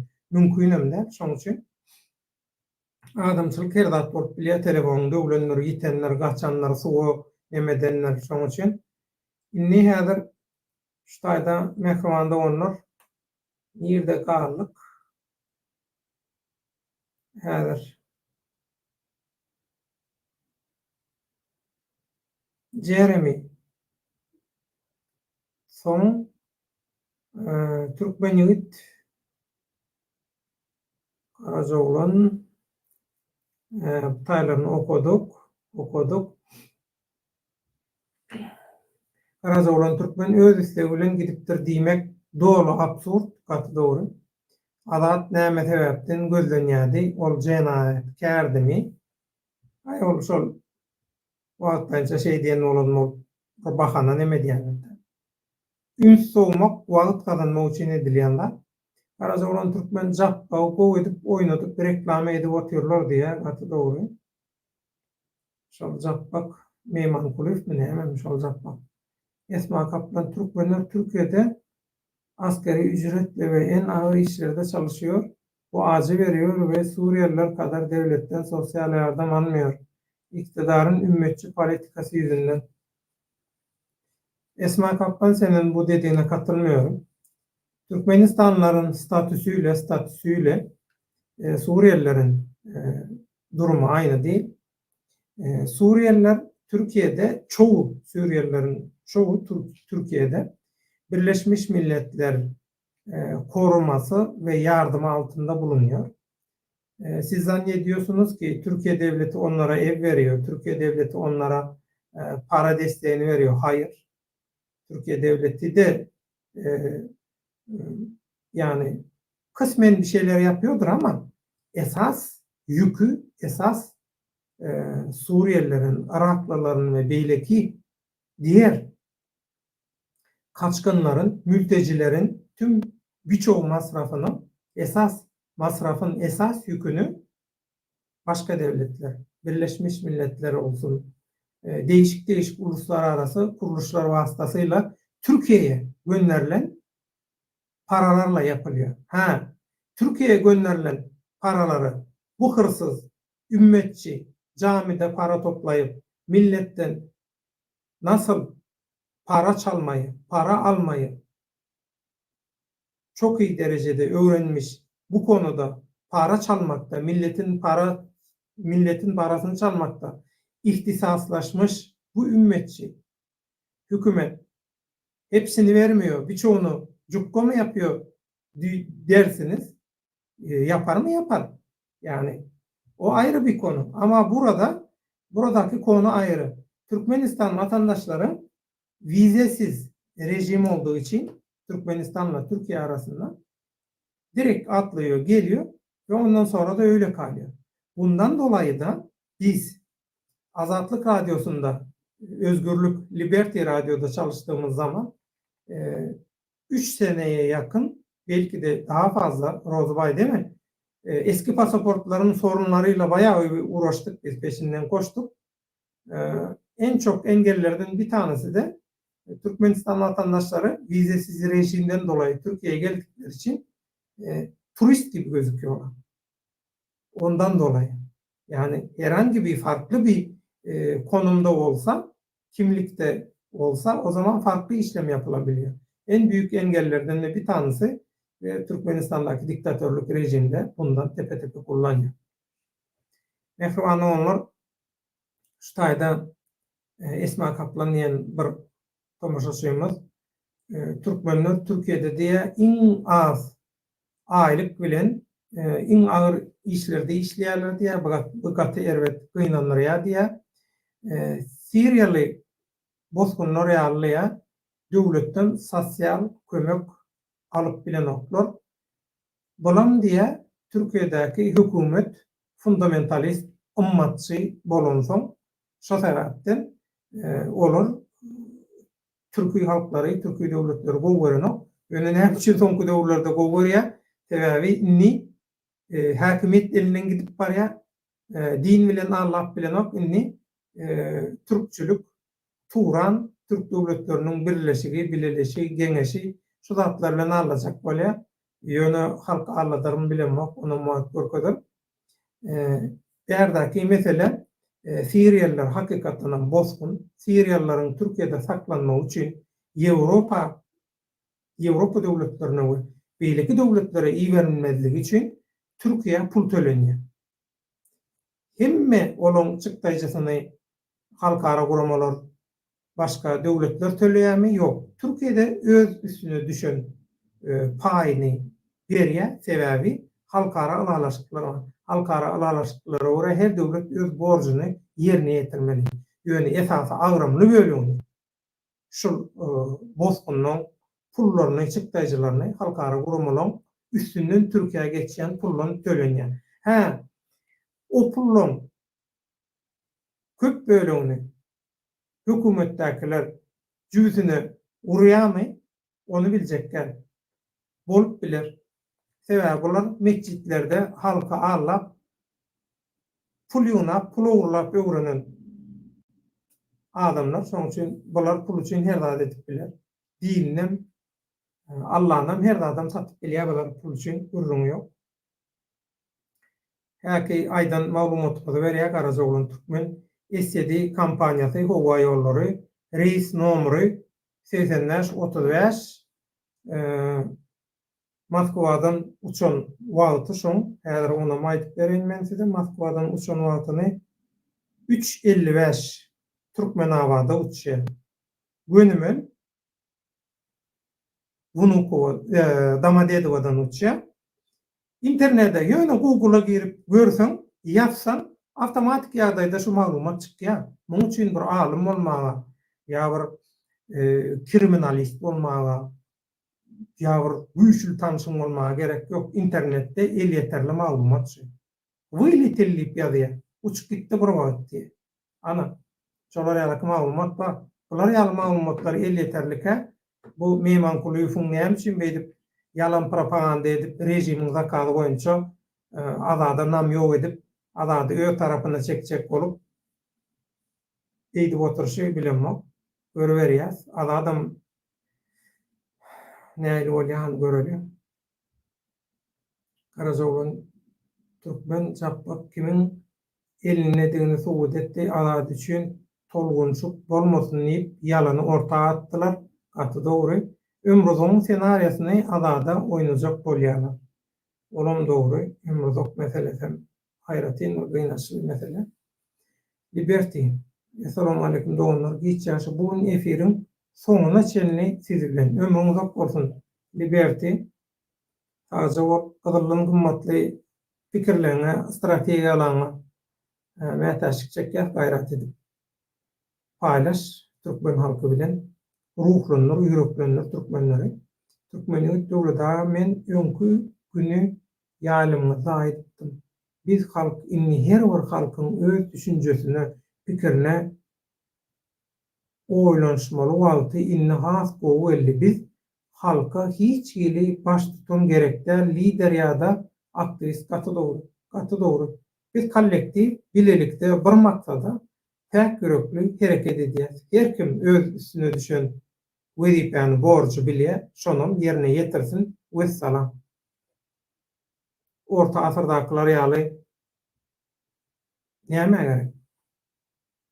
Tokmak Farhat Azady ýük uçuruna Aşgabatda uçurly diýe. Samolyot Türkmenabada uçdy. Şondan bilibermeli. Öýleriniň arasynda da bir ýaşuly Nuruýnyň efirine aktris diýe. Aktivist sözünü de bilmeýär ekenini. Ay Hudaý ýalňyşdyrýanlar belki. Türkmenlik biziň özümiz lider, eziz halkym. Düşünün we arlanmaň hiç nada. Bu bolýan zatlar bize ýagny türkmen halkyna peýdasy ýok, gaty dogry. Ömrüň dok bolsun. Şu spektakllardan ýadamadyk diýe. Ýadyk. Hakykatdan hem ýadyk. Liberty mesele nokotlaryň dälle giňişleýin garasak. Ömrüň dok bolsun. Virtual arenada meýdançada näçe aktiv bolsam, realny hakykat ýüzünde durmuş bilen uğurdaş gitmeýänligimiz, şahsy gowruk serişdelerimiz ören pesli üçin pida berip başladyk. Gaty dogry. Perwaýsızlyk, howpsuzlyga perwaýsızlyk bilen garaýan. Köp adam düşünmän aýdýar, daga nomuryň bar, sen bilen video gepleşik etjek, onu etjek, bunu etjek. Men aýdýar. Men howpsuzlygdan gorkanmak. Men sen howpsuzlygyny gaýby edýän düşündirýän şey. Käbi köpüsi düşünýär, ýek ýarym içinden düşünmeýän çykýar, gaty görýän çykýar. Olary da edip biljek zadym ýok. Sebäbi biz edip edip näçe ýylyň tejribesi bar. Onuň gora aslında etýär. Statusymyz hemme zadymyz bar. Siziň hiç zadyňyz ýok. Şoň üçin näme üçin biziň bilen gepleşeningizden şonu sowutnama hökümini görkezip size azar bersinler, siziň doganlaryny aşlaňlar, azar bersinler. Şoň üçin ine iň ýönekejede bir zady siziň bilen paýlaşaýyn. Azat Ishakowyň men familiýasyny bilenmek. lewaplygyny bilýän ýöne anyk adresini bilenmi? Näçinji ýylda dogulanyny zat hiç nädini bilenmi? Hatda ina Rozbaýakka bilen näçe ýyllardan bäri bile kelle boltukda görüşip gelýär. Alatykda işleşdik onlarça ýyllar. Ýöne men Rozbaýakkaň dogulany ýylyndan bilenmi? Nireligiňem anyk bilenmi? Lewaplygyny bilýän. Men atam tarapdanlygyny bilýän ýöne anyk bilenmi? Biljek gel, gerek gel bana. Şolatlar näme gerek? Maňa gerek gel. Birden men başyma bir zat gelse, ya birden men ulanýan enjamdan biriniň eline geçse, näme üçin bular ýallatlary men ansatlyk bilen duşmandan rejimiň eline bermeli. Şoň üçin azat bilsen arkaýna ýatýan kelleň dinç bolýar. Tokmok diýen bir tamaşaçymyz ýa-da ýok bolup giden aktivistlerden wepa çopun pul alyp gaçyp gitdi diýip Murat Razzakow çykyşynda aýtdy. Razzakowyň özü kezzap. Makkin iki nomerli heleyi oýnaşy. On bular ýalatlar gürlemäge haky ýok. Inha diktaturan birinji diktatorlygyň, ikinji diktatorlygyň Türkmenistanyň jemgyýetini elhinç derejede weýran edeniň bir subutnamasy. Ina şu Murat Razzakow ýalar çykyp akyl saty bilýär, gürläp arkaýyn çykyş edibilýär. Haýsy dili gowy bilýäni belli däl. Garym matym edip gürleýär. O nämetden? Ondan ol mimikalar eden bolýar, ondan beden dilini jest eden bolýar. Bir hili ol kurtoýlar ýaly gürlejek bolan boldy. Götüm külüsinde göwnüň kapdagynda. Seňem kimdiň hemmeler gaty gowy bilýär.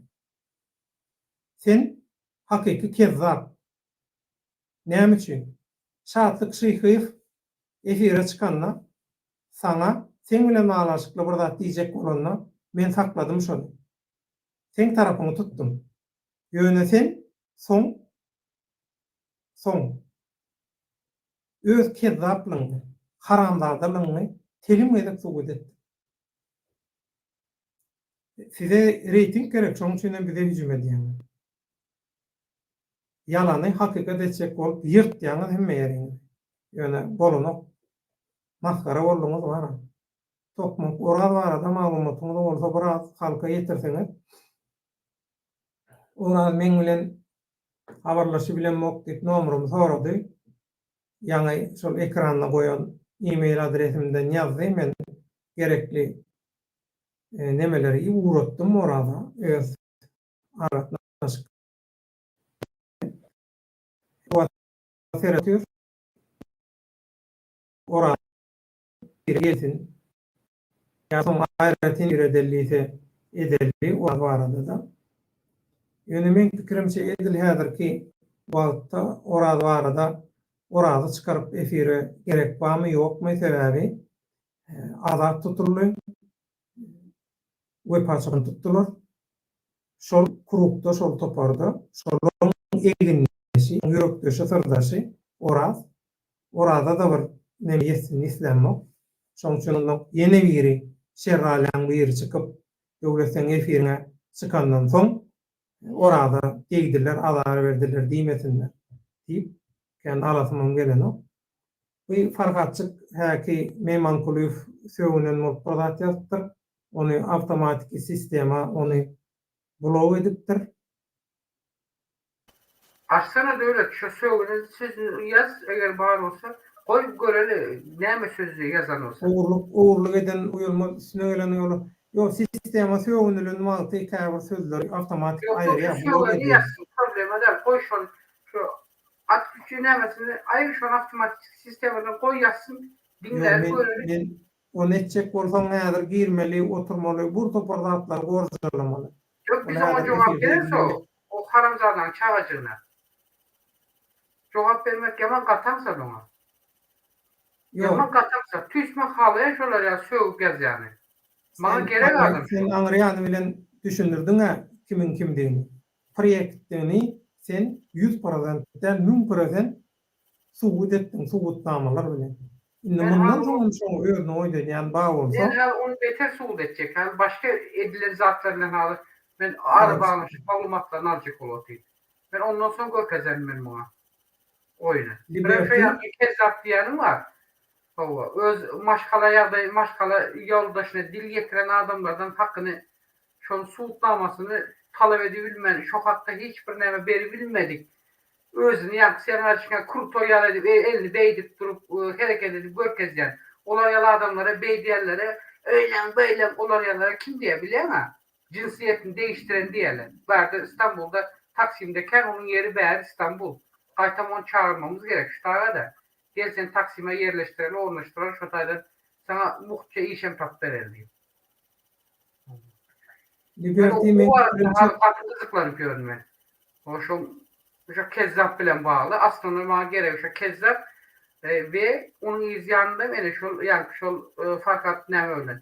Bunu bana yine bir neçe maglumat geldi. Ben hal bunu izini anıklat çekmem, duymam başka bir zat. Anıkladıp suud edip çıkarıp açmam başka bir zat. şahsatda aýlanç maglumatlar var. Şo Mızykov bilen baglanyşykly. Ýöne Ben mene hal bunu kaçırmayamam. ýöne mene nemetjekkel. Kim nemetse şonu etsin. Özi eşek bolsa-da özi bile deň boljakkel. Bilýän tamaşaçylar hiç ýere jogap beremok. Ben öýlenjek intiz ýakynda diýip öz ýadyna düşen aydan tüşün. Yani şu farkat değil yani. Ben seret dur diýip familiýasy gördüm dur. Näme üçin mehman bolupdan? Näme üçin dur diýip familiýany aldın sen? Näme sebäpden? Näme göre aldın? Kim berdi sana dur diýip familiýany? Näme üçin? Birinji aýanlan bolanmy, ikinji aýanlan bolanmy? Birinji aýanlan bolan şol.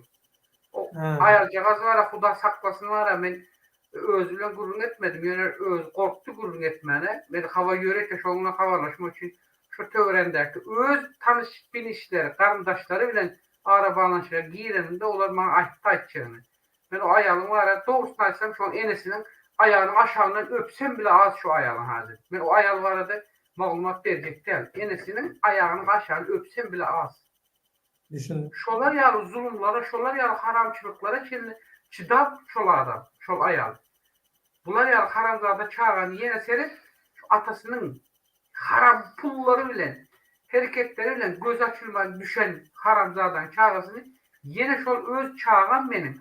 Sonuçta näme bolsa, meniň garnymdan düşen çağam. Şoňa öz göğsümden süýt gördüm.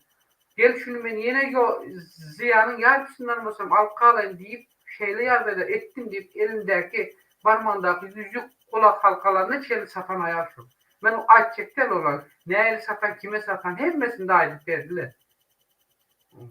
Ben bilýän onu. Ama bu var Hudalar saklasın bu adam bolmaýar. Şunu böyle Utanma ýandan sözläp oturlar. Eşekçi taýdaky utanma ýalan sözler. Öýlenjek diýip ýan ýakynda. Indi şonuň maşgalasyny öýlenjek bolýarlaryň töre şonuň garyndaşlary meniň bilen arabalanşyra geçjek bolup oturlar. Men olardan geçme taýýar. Çünkü bana bir aýtjak diýjek zatlar varmış da şu arada. Bolýarmy dinlejek o. Söksem dinlejek şolary. Ýöne şu taýdan aýtdy şunuň öýlenjek bolan gyzjağız kim bolsa. Senin günahın yok. Nu ayal doğanım, doğancığım uyan, gayret et. Sen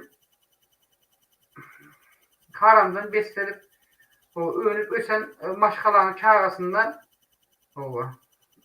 ben senin baktığına emetçeğe olam yok. Nu yöne özüm kora verir. Allah senin kalanında Allah öz penasında korasın seni. Can uyan. Kalanan seninle. Böyle senin şu öz karındaşlarından bir üç tanesi benimle araba alışıya geçecekmiş. Sen şu tarihinden açtım. Senin şunu dinle. Ben geçecek öyle sen hakkında ya senin karındaşların hakkındaki hiçbir zat asla men taraftan hiçbir yere gitmezim. Ben eşte zaten bende kalır. Ben ölerim bende gider uzaktan. Canım uyan. Yine yanlış düşünme. Ama senin bu haram söze haram näme alypdyr beremem muňa pursat bermeýän. Eger gelecekde senin adamyň boljak bolsa bile şu. Indi türklerde bir söz var. Dilegelli bilegelli roza ayakka. Gönül bu diye. Ota da konar boka da diye. Olup Doğru. bilýär şol ýaly. Söýgü diýen zadyň gözü kör bolýar. Bolmaýar. Başına aylandırdak iyice lazım. Niye Alın demişsin marka açyk bolsun diýiljekkä sebäbi haramzada diýmegem öwmek bolýar şoňa. Şol ýaly bu torona haramzada diýmegem öwmek kompliment Ya bolýar şu aslında. Ecesi fakircik öznämeleri aýdy oturdy, ağlap aýdy oturdy. Ecesi meňle gürleşecek öne gürleşip bilen yok korkudan fakir. Gürleşip bilen yok. Şonda da seret şotaýda aýdy oturdy. Yine şuga diýen men ziyan gelmesin, şunu yoldan kaytaracak men. Näme bolsa diýip aýdypdy. Ama bu näme diye? Ben başımı koydum, ölüm bolsa bile öýümdäkileri öldürseler bile men gidecek. Sen gidip bilýän olsan, öýümdäkileri öldürmeli olsam, o şonun ölümünü isteyen olsaňsyň, onda sen şotaýda Türkmenistan da edersin. Abdüşükürde görkezersin kimliğini. Hey, şakal. Adam satıp. Ahırında 2 dubinka çıdaman adamı satıp sen. Türkmeniyet döwletaga men öňküdek azat faktlar görkezek diýenne men gaty garaşdym, aýtdym. Anyk dogry görkezip aýt halk bilsin diýdim. Menem toşna bilmek istedim. Öz bilýänlerimi inni men hemmedady bilýän ýa bilemok. Gepin tümmekleri azat hemmedady aýtdy. Atlaryny, familiýalaryny hemmedadlaryny aýtdy. Azatdaky kwitansiýalar, azatlary hatda menne de şo bir ýerde şo kwitansiýalar dur. Yok man saklaşany diýipdi. Men görün, şo taplam şo kwitansiýalary aýratyn video edip goýaýyn. Şo taýda hemme maglumatlar bar. Nüştaýda bir täsin bir watandaşymyz bar. Döwlet aktivistlere degme gayrat et, agdyr olmagy çagyrdy. Biz aktivistlerimiz yok, sal katellik. Biz degemiz yok, aktivist olacak o. Hakiki işten aktivistlik edecek olan raýatlarymız var. Biz gaýtam olara kömek edecek. Gaýtam paddeşke verecek. Gaýtam gowrajak. Gaýtam gerek olsa şolara başam bolubiljek. Akıl pikirem berjek. Emma sizin bu aktivistlere değmedi yani aktivistlerin haýsy haramzadaların ellerinde oynap oğda yanıp dur. Bundan habarınız var mı sizin? Bak görüp bilip dursunuz. Näde şu aktiviste değmeli? Aktivisti kimden ders ettin söz edýän? Ha şolardan 3-4 tanesinin adını yaz. Santek Katelini. Bir bileli. Yaz şolar. Yalan olsa da yaz, doğru olsa da. İçinden gelenin dinle de yaz. Vicdanını dinlet yaz. Hudadan kork. Tokmak döwletaga ağlaňyzy nädip çykaryp bildiňiz owadan näpeden. Adadyň çykmagyna da umyt barmy. Ağlaňyzy efire çagyryp bileňiz okmy interwiu alar ýaly. Gaty köp islew bolsa, gaty köp islewi ýetirer. Eger geljek, gurrun berjek diýse, näme sorajagyňyzy, näme gyzyklanıp soramagy isleýän zatlaryňyz bar bolsa, gepleşik eder. Soran zatlaryňyzy öwrenersiňiz, hatda gönefirede çagyryp biler. İstese gelir, gürler, agam däl kimem bolsa bolsun, islendiň adam arkaň gelip gürläp biler. Sizin soralaryňyza jogap bermek isleýän gelsin, efirde jogap bersin. Aňyz nädip çykardyňyz owadan näpeden bu gaty aýratyn bir tema, gaty uzak bir tema. Men öňüm aýdypdym şu meni şu agam tutan günleri uzak gün Türkmenistanyň Ankaradaky ilçihanasynyň konsulhanasyna sakladylar diýip telefonumy dadym hemmedatym elinden aldylar. Şo çykanda Abdukuluyf bilen ýatan ýerýat bolsun. Ram Abdulkerim Mazmahawa owan sanat Türkmeniň ýaşullaryny şol ikisi jaň etdi. Abdaga bilen gürleşdim. Hemme ýagdaýlar düşünürdi. Indi diýdi 2 sany ýol bar döwlet diýdi. Köp adam diýdi şolara ýaly ýagdaý bolanda hiç zat diýmän oturýar. Sesini çykaranok. Özüň bilýän diýdi. Ýöne diýdi, sen sesini çykarsaňam çykarmasaňam olar etjegi ne diýär diýdi. Eger diýdi, sen sesini çykarmasaň diýdi, onda diýdi, aňdan diýdi, hiç ýyly derek galmaýar. Gater we diýerler aňy diýdi. Şundan bildi. Men bir ýaşuly höküminde, dost höküminde, ýoldaş höküminde şunu dedi. Öz bilýän tejribeden zadymy sana aýdaýyn. Bolýar diýdim. Soň Abdulkerim Asmawy bilen görleşdim. Ondan soň Türkmenistandan Kostarlam bilen görleşdim. Türkmenistandan Kostarlamyň barlygyny aýdýanlardy. Gaýrat et, gürleme, hiç zat diýme, hiç ýere, hiç kime hiç zat aýtma. Biz bir zat edip, pul berip, zat edip, pul tapyp, bir zat edip alyp çykar. Ana. Men hemmene garşy geldim. Garşy gelenim üçin agam tä çykyp gelýänçe, hatda çykyp gelenden soňam men ýanyma gelende de Kemere, Antalya 2 ýyl boldy ýanymda. Şo gelýänçe men bilen gürleşmediler. Gürleşmändiň sebäpleri näme? Men olary diňlemedim. Men iň körpek, iň kiçik bolamsam diňlemedim. Bir ýerde bir halkara gurumlar bar bolsa, hemmeti bilen gürleşip çykdyk. Esasy birinji derejede kömek eden şowa täjgül bermediwan. Täjgül bermediwan e-mail adresini tapyp ýazdym. Derro jogap berdi. Gerekli maglumatlar sorady. Gerekli maglumatlar hemme zatlary gürrüň berdik. Nirde çykyş etmeli bolsa, näme çykyş etmeli bolsa, näme etmeli bolsa diýdim min men. Nirik gelmeli bolsa gürrüň ýok. İstenlik ýurda, istenlik ýygynaňyza näme etmeli bolsa men wa kelle gortukda hiç tatdan çeken mak diýdim. Şoňa ýa-da şeýdip görüşdik. Ähli ýygnaklaryny hemme zatlaryny oňdaşyndan ikinji derejede iň gowy kömek eden ýaşuly. Soň ol özü aslında nemede daşary ýurtda adam hukuklaryny goraýan ýaşuly özü Kırgızdy. Pikir etip görüň, Kırgız özü. Özü Kırgız ýaşuly. Soň bu ýaşuly belli bir döwürde Kırgızstanyň Ankaradaky ilçisi boldy. İlçilikden öňüm soňam gaty gowy kömek etdi. Ramazan akedi ýaşulymyz oň bilen tanıştıran Ankaradaky Türkiýe-Türkmenistan dostluk jemgyýetiniň gurjusy, başlygy, Türkiýedäki türkmenliň ýaşulysy hakykatdan şolara gowy kömek edýän bir biznesmen ýaşul we Salahattin Baýtal şol wagtyň özünde dünýä türkmenler humanitar birleşiginiň Türkiýe we ýakyn günler boýunça wekili şo ýaşul tanıştyrdy, şo Ramazan eke bilen. Şoň üstü bilen şo hem täzegül bermedi we hem şol soň Kırgızstanyň Türkiýedäki ilçisi bolan Ramazan agyny üstü bilen biz şu işler alyp bardyk. Şeýdipdiň soňunda gaty köp zatlar boldy, duşuşuklar boldy, hökümetiň işgärleriniň teklipleri boldy. Esasy şert şudy. Öýgiderli ýagdaýda pul aktyryp durmaly, pul berip durmaly olara. Ondan Türkiýede ýyňjalmagyna çagyrmaly, idat etmeli şu zatlar.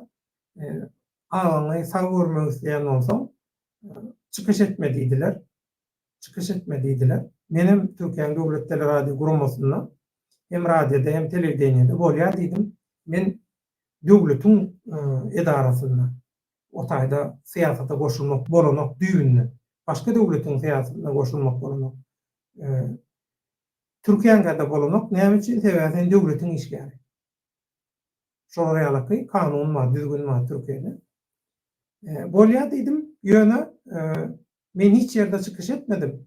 Çykyş etmedimem, o YouTube'da adam ýok. Çykyş etmedimem, halkara gurulmalara bütün şol agamyň zyndandan iýeren ähli arzalaryny, dokumentlerini, hemme maglumatlaryny ýetirdim, durdum. Ýene ştaýda 3-nji derejede köpüň eden bir Zenan ägirt bir ilçi bar. Amerika Birleşik Döwletlerining Birleşen Ştatlarynyň belli bir döwürde Aşgabatda ilçisi bolan bir aýal bardy.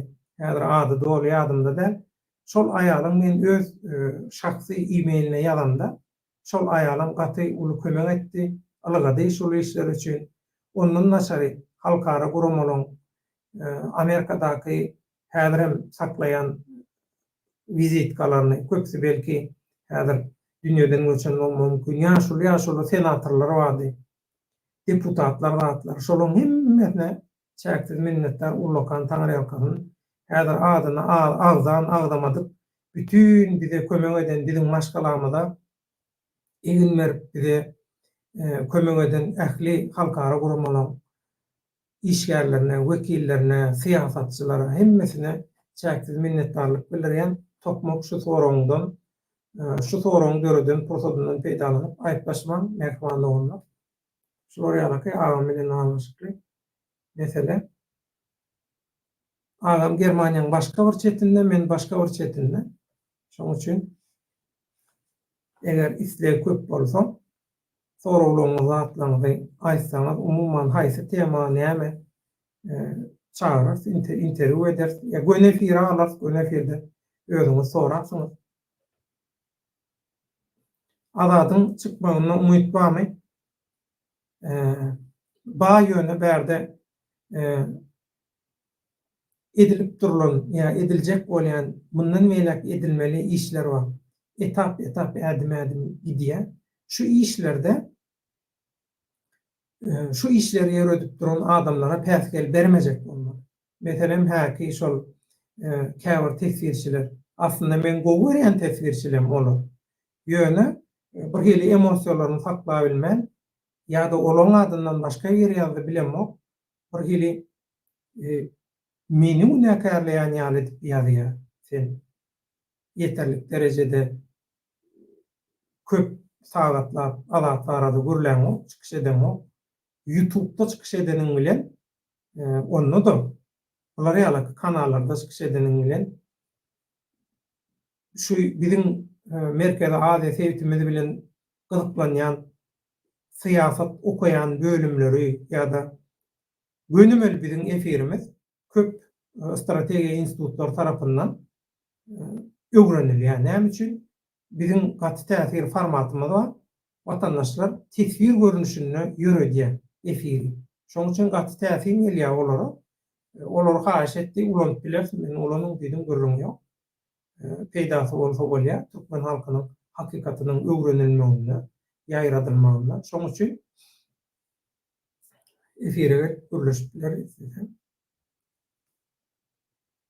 Retmi diýip bir watandaş sizler nähili aktivist biri-biriň aýagynda öz-özüňi gyrlyşyp ýörsiňiz agdy ýurwanmaly halyňda.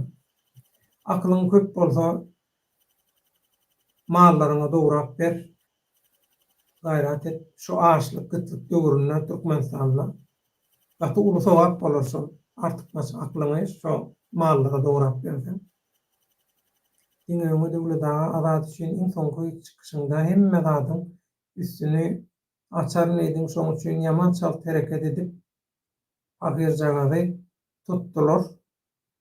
Adadyň özü şey diýdi. Men häzir bolmaly başga formatda edelidim ýok diýdi. Hatta diňlemen şolar bilen aýratyn %100 şoň içinde ýanky mehmankuly bolma. Şolamma ol şol aýtlanýan oglanlar bütün şaýkasyny toplap getirip bular götte çap biri bilen bular Türkmen halkyny çürkek gören adamlar bular. Bular gaty tanýar bir-biriniň guyrugyna basmaýar bular. Şolary getirip şolardan gullugy alyp adat bilen ýürdi. Şol waýaka sesin gelen. Ağacın koku bir diýip aýtdym men. Ha. Şoň üçin tutdular diýär.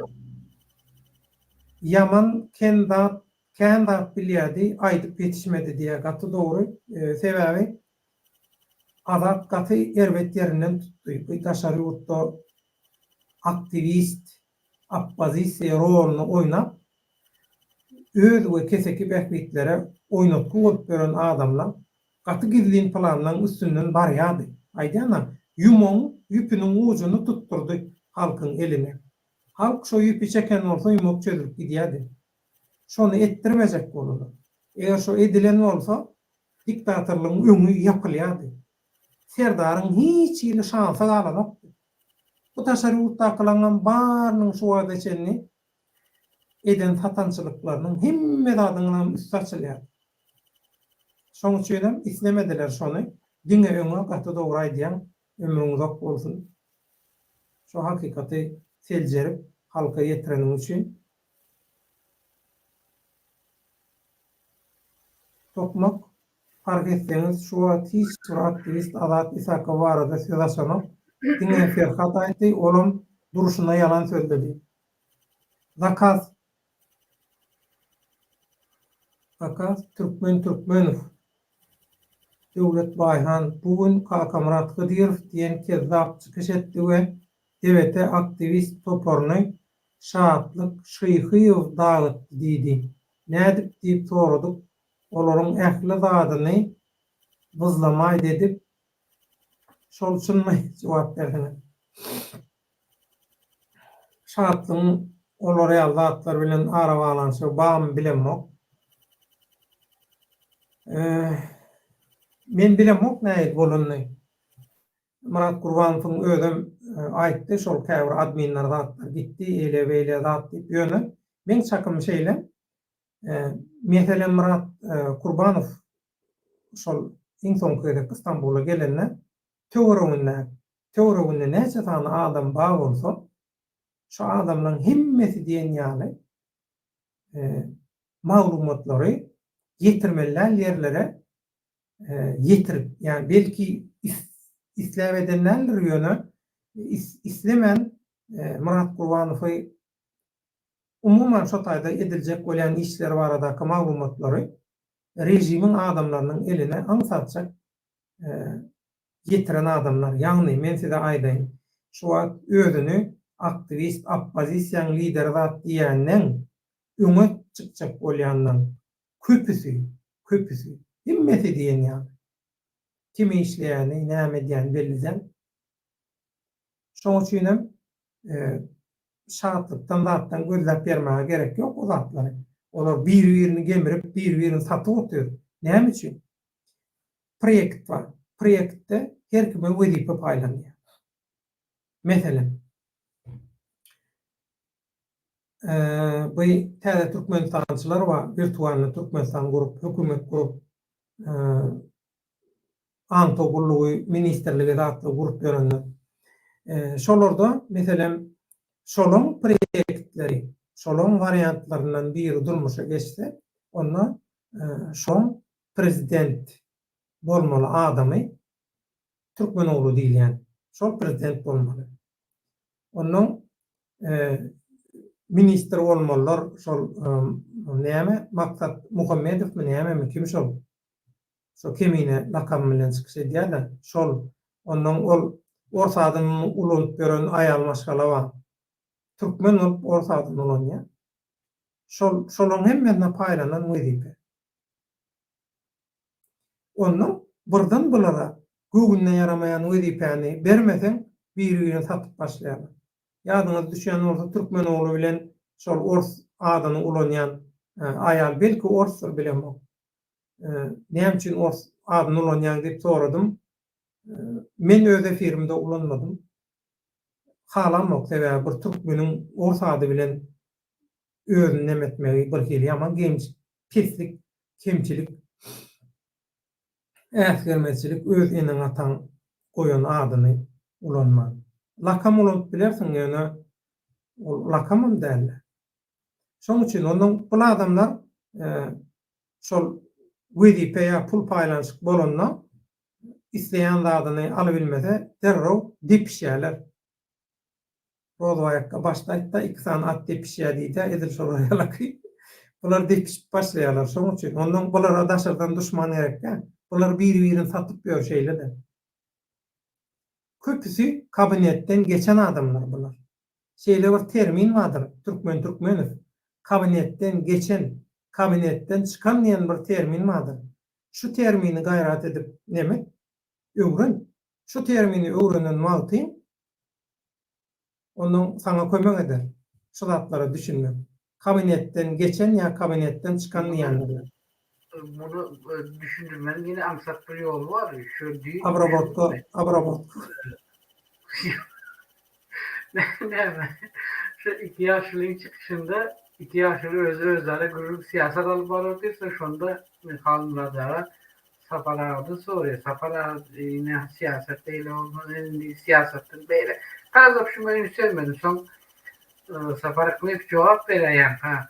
E, Esasında diye de şu vazifede diye vazife gelen adamı bir vazifede diye kök tutmalı değil, o gerekten ol adamı diye. O kök tutsam onu sevmiyor ya. Zaten şimdi ben fikir oturup öz olsa soracak da sen hazır şu işi ne için ediyorsun sen? Ne mi sebepten alıp alıyorsunuz? Sen o zaman özüm şu vazifede oturmak için elinizden geleni etmediniz bizi şu yerde deyip ay kadar diyecek zaten çok da yani. Ya halkın mesela şu tezde olan çağın kulağına at koymak için azan oku diyorlar ya. Şolar yağlı öyle otuyor da bunlar halkı. Başka eden saati yok yani. Eder öyle Rozvayak'a bir devam edelim. Tokmak fark etseniz aktivistlerin hiçbiri adatlı arada söz ki yine mıyman kuluyur, yalan sözler informasyonu sahtalaştırıp çıkış etti diye o zakal boyunca mecburdu onu etmeye. Emir katı güçlerden yukarıdan geldi buyruk şunun için. Emir demiri keser diye. Emir demiri keser. Soruyarak. Arslan Muradov salam häkir etmeye cevap veriyor. Sen has o aktivist bollo. O misal görkezäy. Belki biz bilýänlerdir. Aktivistin näme aktivist nähil bolmaly. Bir sözlü ya 200'lü diye. Arslan. Arslan'ın sonunda cevabını yazıp duruyor. Arslan'dan cevabını yazıp duruyor. 200'lü 100, bir sözlü. Özüm sorayım cevabında özüm yazacağım şotaydı. Yok, öz tarafın çok olan adamları oylama giren ama. Ondan sonra Murat'ta ne diyeceğim ben bilem yok mu herhalde. O tarafın tutan adamları başka planetede başka arda uyarlılık etti. Sonra cevabını yazıp da ondan sonra bizde sonra atıyor yine. Karacaoğlu'nun Türkmen sonraya. Farkadın Mehmet Kulüfün, Mehman Kulüfün. Maksadı ne? Maksat bilir mi diye. Kanı işini biliyor hemmesi. Ne için bilmesin? Şu an başında duran ayıtmadı mı o zaman çıkış edenler? Biz adam deport etsek şeyle çalp ve kovu bir görünüşte deport ettiriyaz diye. Deport ettirmeli, jalim etmeli adamlar ayrı bir topar. Esası işin beylik arka tarafını alıp varmalıları başka bir topar. Bu işler paylandı yani. Şu Levap'ta mellek sıkalın adamlara mellek yeri verdik deyip 16 satıkları 25 satık edip aldırayan işoları alıp bu oyun. Alat İshak'ı niye menem diye $3000 bereyin niye ömrüm uzak olsun. Ömrüm uzak olsun gaygısız Atabayev diyen vatandaşımız, tamaşaçımız hazır ol. Bermeden hem şol kömöğü beren ýaly sebäbi yüreğimiz çişip dur. Şu hoş sözüňem, şu golluğumam yetik. Şu ýazan tesvirin her harpynyň sowaby toýlaňyzda müň bolup gaýtarylsyn. Gaýgysyz Atabayev adyny ulanýar. Sen çağalan, sen neslin senden dören, ýaýran nesil her biri gaýgysyz Atabayev ýaly bolsun.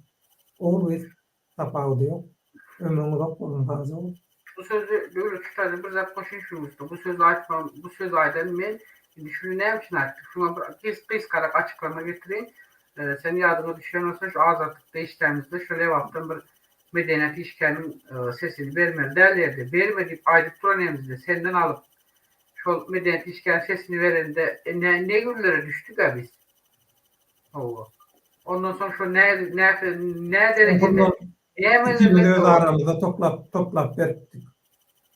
Ne sende kaldı götünde Türksün emende kaldı.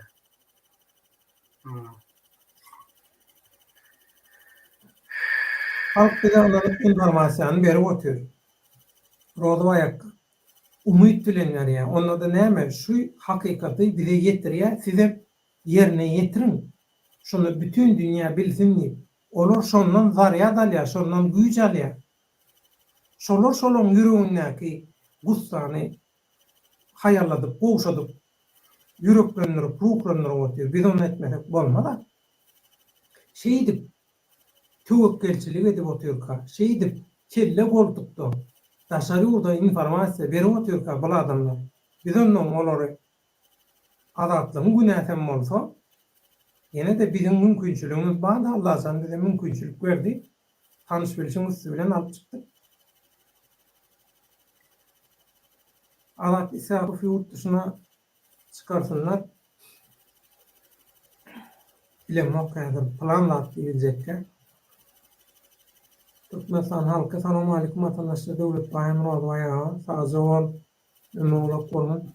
Türkmenov adat İshak faktaşat çıkıp ehli tuğutnamalar bilen çıkış edecek deydi yakın arada. Näme zat aýtsa Hudaya ma'lum ol şatlığın. Şatlığın şu tuğutnama diýenler Ak Muhammed Welfa parwaradaky aýtsa kolunda aktar ýaly bolsa bolýar da ýani. Şoň eli ayağı gannallyka ýanyna baryp video alıp suraty düşüp bad edip şey reklamasyk etjek bolýar da diýerler. Öyle bilemok. Kim näme etse özüne der. Şonu bilsen aýlanyp öwürüp gelýär. Ýagşylyk etseň hem ýamanlyk etseň. Göreli garaşyp. Tokmok Kazakstandan un geldi. Muny ýersiňiz. Palta ýygylly, palta ýagy geldi. Magazinlere muny ýersiňiz diýe. Düşünmedim. Oras men tanadyňmy diýipdir. Nomer ýaz, aýratyn maňa diýipdir. Men sana maglumaty iyi berdim. Maglumatly şu taýdan habarlaşyr. Ekranyna ba döwlet ağa ulaşmak isteseň diýe diňe ömrüňizde bolsun. O da aýkaş taýda häli men lewapyl dälmi diýip soradym. Bir watandaşymyz senem ýalan gepläp otursan daşowuzdan dep lewapdan o kız bilmän gepleme diýe. Äk şu aeroportda karşılık görkeden bir kız var da şu lewaply diýip bilýärdi. Sen daşowuzlydyň. Bize alıp verilen maglumaty ve şonu öz ady bilen şonu Daşowuzda velayet ýaşaýjysy barada şu maglumaty biz bermedikmi? Azatlyga. Men lewaplym ka diýen men bilem o. Ýadymda däl rolaýak garraýas aýtlaşmy. Böyle lewaply bolsun. Böyle diýe bolsun. Bol şu lewaply ahally bolsun tapa diýor. Şu material biz videonu biz birinci alıp vermedik mi şu an? Gidip kawa. O indi. Kime verdik? Ha diyelim lewaply oldu. Hoş indi. Oğurluk olmadı. Affedersiniz bağışlarsız ölüm izini satmak olmadı mı? Ya olam şeyle oğurlardan utanmaz da izini satan üstüne gelen utanır diye yani. Evet, şu yeni bir tähin ýa-da şu video barada. Biz o videonu gördük üstünden bir ýyl geçdi bolan. Türkiýedäki bir tanışym Türkmenistanly maňa şoň sepini berýär. İnhaseret diýe, şunu oraya kor diýe täze bolupdyr diýe. Maňa iyi berýär, saýpaň demesini, linkini sepini berýär. Basýan bolan şu materialyň üstünde men adym dur. İşte. Tarihi durulur berilen wagty. Seret dedim okumadım. Şoň dedim çap edilen berilen tarihi biram agtary durur. Bir ýyl murtrady. Ay ziyan yok. Bolup bilýärler ýa-da. Neyse. Akam ziyan yok. Sağlık bolsun.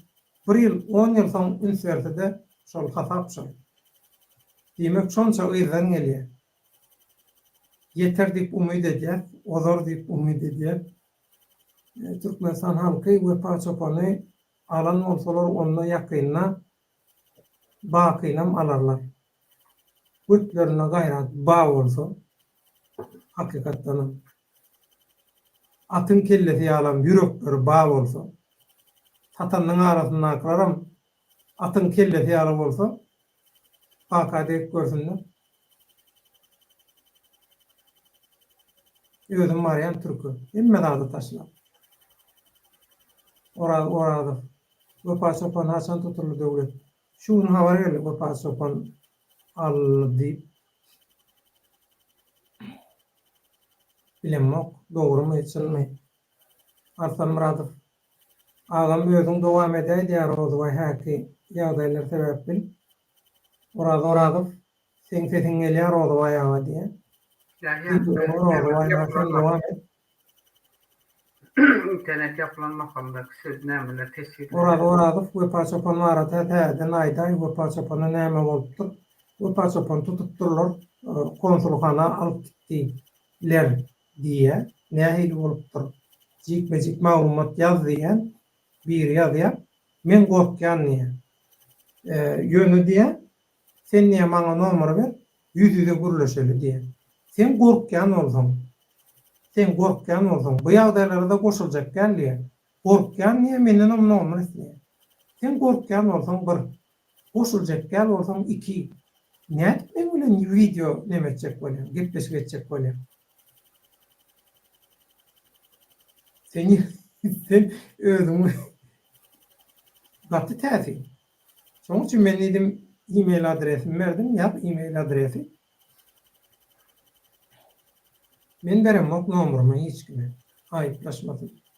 Men bu samsyklan adam satýandan işini ansatlaşdyrasym gelenok.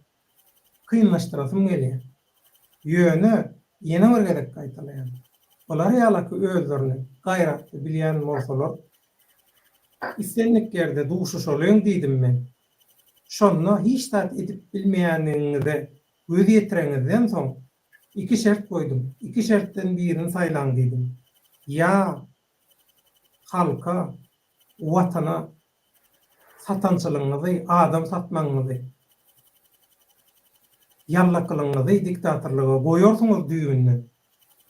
Ya da ömür boyu balaksyz gezersiňiz. Şu iki şertten birini kabul ediň diýdim. Men hiç tatdan çekenem. Sağalama Mowgli tardan ýalet betişdirdim Rozbaýakdan bilýär. Awa. Kokoyda, dağda, istenlik ýerde ýaşap bilýärler, öz başyna hiç ýyl gürrüňi ýok. Edip şolar ýaly Rozbaýakdan ýaman gowulýar. Ýörükde videolaryny görkezdim şolak. Nähili edip ýaşamany, öwrenenliklerini, ýaşap biljekdiklerini görkezdim, testleri, netijeleri. Şoň üçin men hiç zatdan gorkamak ol. Maşgala, oňa azar berip döwleti dyýda çökerer. Döwleti ýolundan däldirer. Şunu aýtdym, şondan bäri nemem keypim ýok şu azat meselesinde. Geldim şu günem soňrady, henidem köşeşemok diýip. Köşeşemok diýdim. Näme üçin? Oturup bu edip düşünürdim. Ýagdaý bu edip düşünürdim. Hayran galýar. Näde diýär Türkmenistanlylar bular ýalaky diýär. Pes derejä diýär, düşdi diýär. Benim 500 ýyl öňkü tarihden başladym, şu neşelini getirdim. Bütün şu Türkmenlere garşy edilen gargynçylyklar, syýasatlar hemmesinin bizim psikologiýamyzda, bizim häsiýetimizde, bizim gündelik durmuşdaky enliklerimize, mimikalarymyza çenli eden täsirleriniň hemmesini aýdyp düşünürip berdim, hayran aldım. Birinji gezek bir diş etmäňe hakykati düşünürýär. Birinji gezek gelime men Türkmenistan ile Türkmenler bilen baglaşyply meseleni jikmejik gurrun berdim. Şu adeçenni hemişe aýdýadym. Ýok. Bilmesen go, kelläňi ağartma. Men ağlaýyn, men goýaýyn, sen örnemetme, goşulma diýär. Men şu gün ýüregimi biraz ýeňledýän gurrun berdim, bolam hayran aldy. Näde zatla maňa gurrun berädim, iň soňundan. Men ilim seni bilýär. Ýatykdaşym ýany olursun. Ömürde boldum. Tokmak döwleti diktator aktivistlere hem para berip hem özüne söwdirip bilermey gurrunsyz. Sen näme namy ýok diýäňi hemme zadyň bilýär. Ol klasiki oyunlar, ol hukman ettirilýän oyunlar. Ol bolajak gurrun, hiç gurrun ýok. Şoň üçin adam bize söwsün, adam bize näme diýse diýsin. Hatta adat hemme zatlary açsın. Bizim WhatsApp'ta, Telegram'da näme paýlaşan zatlarymyz bar bolsa hemme zatlar aýtsyn. Adat arkaýynman aýtmajak bolup özüňi urdurma gynanyrma. Meňle nalaşyk hemme zatlar aýt. Kartyny açyp goý. Men öz başymy çarar. Senem alyp çykar. Hiç çekinme aýt hemmeler. Gurrun ýok. Men gorkýan çekinýän halkdan izleyim näme ýok. Gerek bolsa özüm gurban berýän hiç ýyl gurrun ýok. Aýtdyma, men gözüm arkamda galmaýan.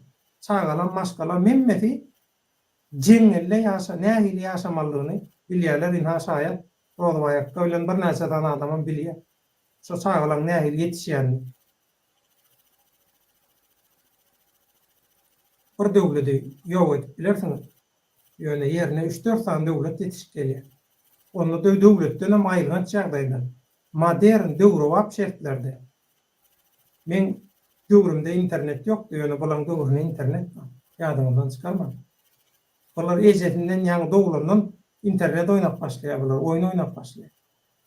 Şol ýalyky döwre wap ýetişdirýär. Gaýratyňyz bar bolsa men aýt. Hiç ýyl gurrun, çekinemok.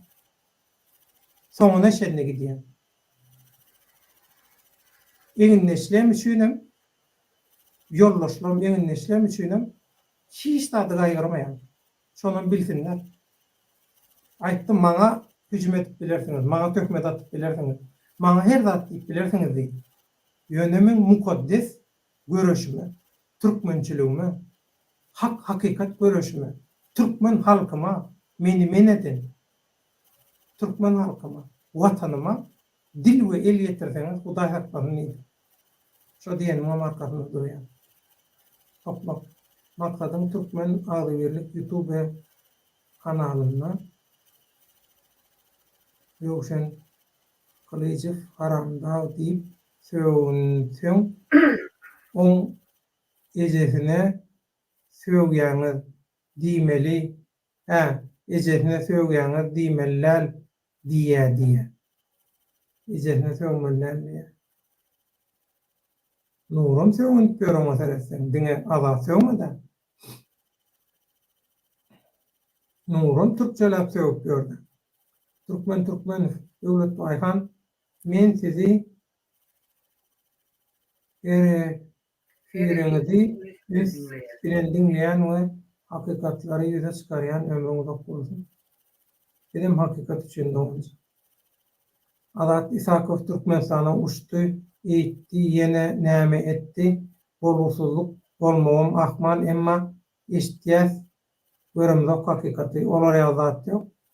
Anyk Türkmenistanly adat gurrunsyz oýunum däl hiç adamdan hakykat. Balar ýazatlarda oýun oýnanmaýar. Başga maksatlar üçin oýun oýnaýanlar bolup biler. Öyle. Bu hakykatda oyun oynanacak tarafı yok. Bizim için, başkalar için bilecekler. İrland hiç yaşayıp azamı. Türkmen diktatura karşı çıkış eden ehli adam sıfatlı sumoklar olur. Halkı değil, öz kisek kemerin halat ediyorlar. Üns versen dileğçi sergezdan hareketler bilinmiyor. Durrunsuz. Halk bizar oldu, yağdadı olardan. Arslan Muradov retmi jogap gözläp kellesini ulaştyraymasyny iki jogabynyň ýazdym aşagyndan. Arslan Tazyň Türkmen şu neçenli, şol sumoklar temesel ulgumy ýaly şol hareketleri hiç kimi halat etmediler. Gaýta adyňa ziýan ýetirdiler. Ina fakt. Rozaýakda da şol neydi? Häli çimeniň başarýan işiniň hiç birini başara bilen gok diýeni şol.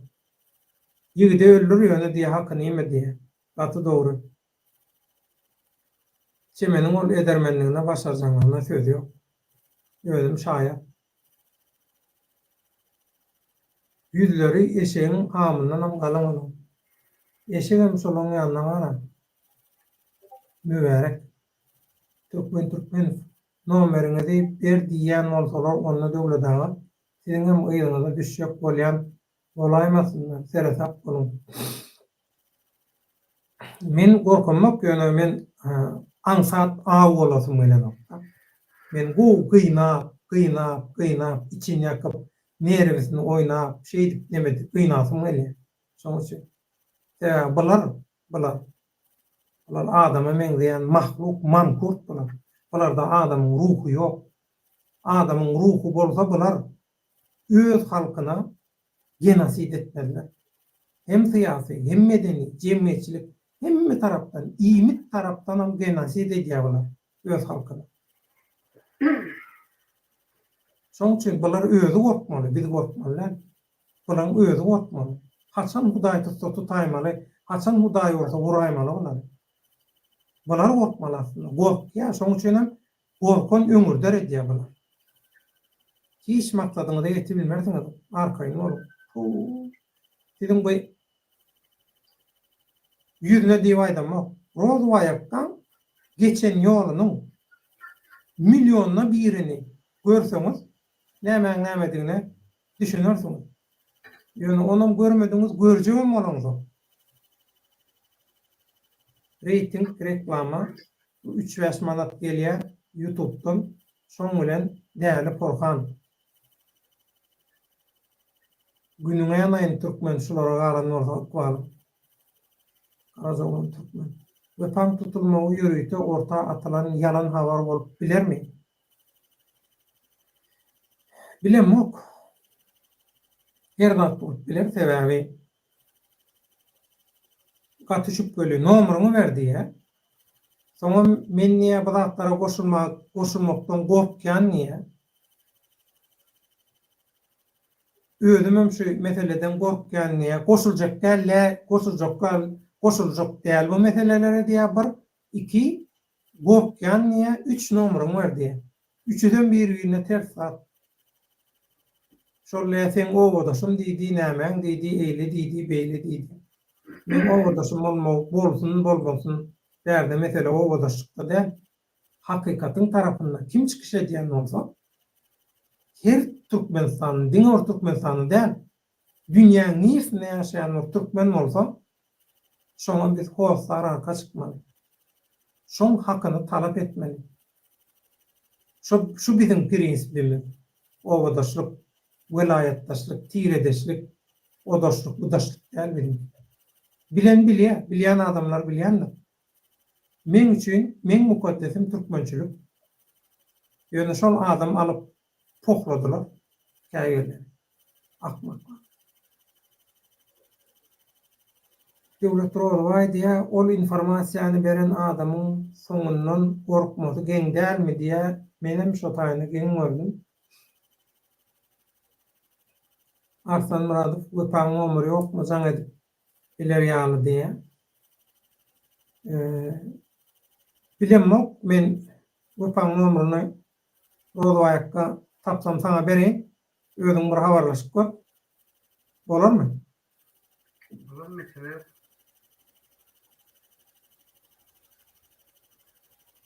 Ýokşan Galizawyň inni maksat Türkiýanyň kanalyna haramda diýmeli däl diýip çykyş edip başlany size şüpheli dämi? Tokmak sen baýdysyň. Sen baý, burunçy Rozwaýakka hama söz berjek. Baýdysyň. İlevelli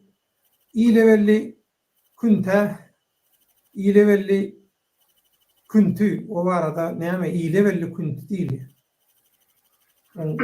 Näme söz aýtyp oturmaga gerek ýok. Aýtyp odakka. şöyle diyecek zatım yok. Aýtdym, men ýürendäken aldym sen. Aýtdym. Öňünden gaçdan. Diýene metlek bolmaň, gaýetçek bolmaň, o departasiýa merkezine oturdy. Departasiýa merkezinde däl ol davno barmaly.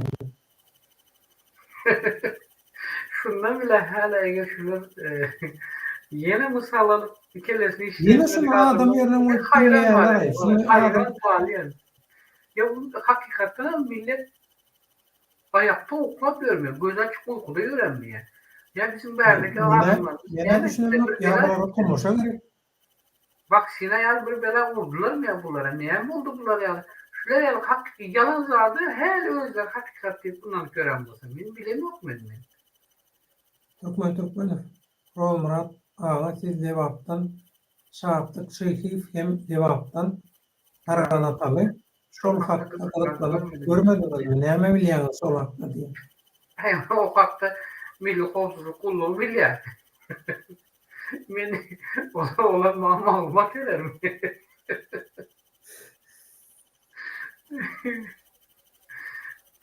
Umuriyeme yakın.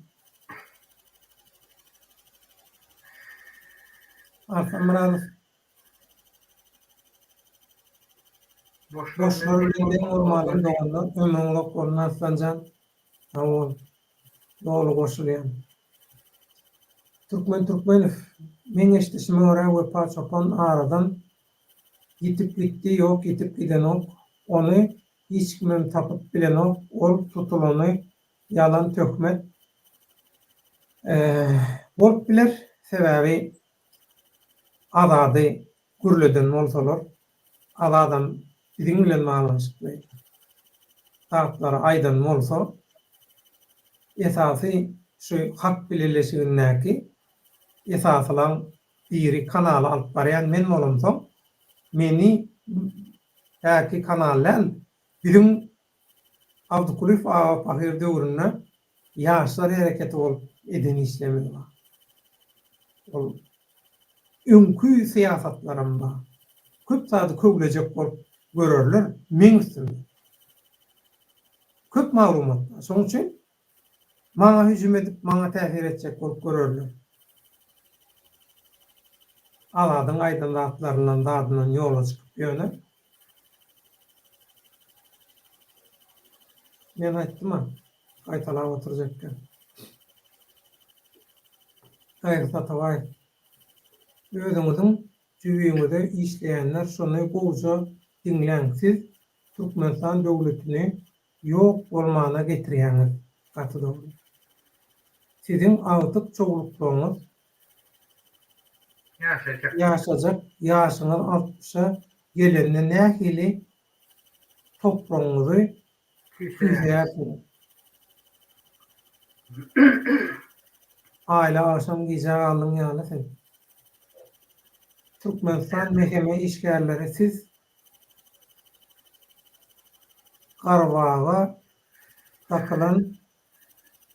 takılan balyk tutduňuz. Hakyky akuly tutduňuz. Tutasyňyz gelýär, ha baýhana geçeceğim. Ay olar köp synaşdy. Häzirki synaşyklar, gaty köp synaşdylar. Gaty köp. Aýda oturmaga gerek ýok. Ýöne uýanýaly olar. Ýöne käbir şular ýalaky syýasatda geçen ýolumyzyň käbir mühim pursatlary Timur Serkerde Murat Gurbanow üçimiz oturup gürleşebiliriz. Men Murat Gurbanow'a gurrun verdim özüm. Köp adamdan bilmeýän, etmeýän zatlarynam käbir pursatlary gurrun verdim. Näme üçin? Bizim syýasatda nähili ýollar geçenmidi bilsin. Bizi tanasyn etmeýän şol Murat Gurbanow. Şol zatlary gurrun verdim. Şoň üçin şol ýanky akuly diýeni olamşa bilýänlerden biri, tanaýanlardan biri bolmaly. Bizi tanaýanlardan. O dakika bir eminlik oýnalyrdy, näha? Benim akulym der sazanında hissedenler. Menne şu adamlar şu oýanýan Sen garajdan aktivistligine näçinji ýylda başladın? 2009'da azatlyga başladın şeýle? 99'da normalde 99'da başladım hükümetle tartışıp. 99'da ýyly. Uje patsuk gitti de edmez ha. 2009'da son ahir sen açınyalar Kalkara Metbuat seviştirilen arabalaşa giyip başladı. Bolmacan bildim de. 2009'dan 2019'a çendim azatlyk bilen işleşdiň ha? Yo. Düşünkli. Aýsa tabaý. Men Türkiýede bir wagtlar gelen watandaşlaryň bar şolar Türkmenistan, Ruslardan aýrylandan soň gelip 5 kilogram toprak alyp girdiler. Ölündü, üstüme şol toprağı tepkinler diýipdi. Nähili gıynaş. Nähili gıynaşly. Aýla akşam şeşe, kara böküğü diýen. Ha? Şatlyk şetif diye. Şeşe dedi. Aw, şoda. Kara böküğü diýen ýerdenmiş. Şol ýerdäkilerden soramaly. Bu öz bir dilinde aýtmadym men Daşoğuz'dan diýip. Hem şatlyk däl, hem üçin şatlyk, ýöne şatlyk diýip oturlar. Käbirlerim ýöne şatlyk diýip otur. Mene düşünmek bar. Şatlykdan şular ýaly gorkýan bolsaňyz, oho, onda gara. O haramdagy ýegenlere, ulun töweregindäkilere seni 2 asar bagyndy siziň üçin. Bu Siziň ýa- üçin 2 aslında bu adamlar az yanlış düşürler. Bunlar şartlıktan değil. Şu şartlık yağları göredip şartlık yağları görebilmesine himayet eden en hazretlerden bakın. Adyanızda bizim düşmanımız birdir deyip. Yolumuz bir, düşmanımız. Yolumuz bir olabilir. Ama düşmanımız bizim iki. Bizim daştaki düşmanımız değil, bizim işteki düşmanımız bilmemiz gerek. O şu işteki düşmanı bilmeseniz daştaki düşmanı bilmeyiniz. Düşman öňden aýdylan sözem var bu nakıl. Düşman daştan gelmez, işten geler diýe. Ene şu içinizdeki şu düşmanlar ene sizi yine şu gullere düşürüp durar. O şolar ýaly sistemanyň şu döwletde oturmasyna, şu döwletde şu sistema gurnalmasyna himayet berip şu sistemden döwründe özleri el ýalyjyk bolsa hem özleriniň paýyny alyp kaçan ene şu haramzadalardan siz korkkan bolsaňyz. Eger olar ýaly näme bolsaňyz, o şartlyk hiç kim o, şartlyk hiç kim. Ýöne adam, şahsiýeti adam sypatynda. Karakteri başka işte edýän. O hemmeňize görünüp duran. tokmak aktivistleriň arasynda dogry gürleýänleri de bar. Ya olaram boku göre tederek diýlenimi?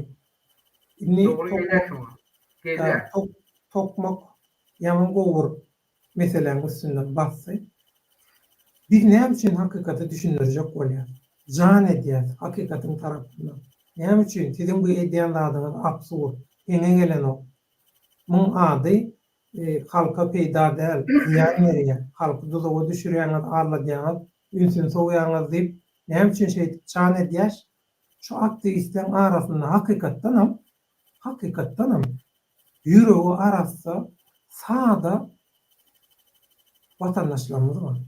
Şolary halkyň tarapyna çekellip jan edýär. Bolmasa halk köpçülik kimin kimdigini bilýär.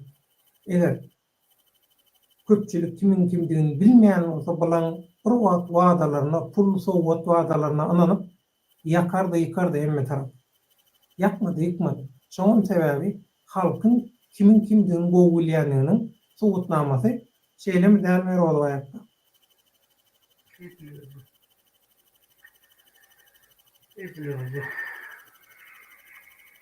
Aslan Muradow şeşe kime gerek ihtiyarlı aylan diyor diye Türkmen pasaportunun numara var kime gerek diye. Bana gerek. Yazmayın çağırıp soracak. Bağırırsa ben soracak. Tutulmadan oldu. Ben başka da soracak. De. Ben onu sorarım diyeceğim de hiç kimi. Tutulmayacağını sağ olsun oldu. Şunu bilsem oldu. Belki yazsana gayret edip Türkmen men neme e-mail yazdım. Türkmenim tv@gmail.com gayret edip şu tayk yazsana webpam numaraını. Meni bir ýerde var diýenim men häzir telefonda bir näçe gerek nemeden soň, häzirlenen soň. Şoň üçin defteri, telefonun içindeki telefon defteri. Şoň üçin kynrak bolar. Şoň üçin maňa ýatsan gaýrat edip. Men rozy aýakka uradaýyn, rozy aýakka bir sorak berdim, hakykatdan hem şeýlemi dälmi? Şonu anyklaly. Öpa ansat özüni alýan olanlar. Ýöne satançylaryň köpçüligine her zatan araşy bermeli.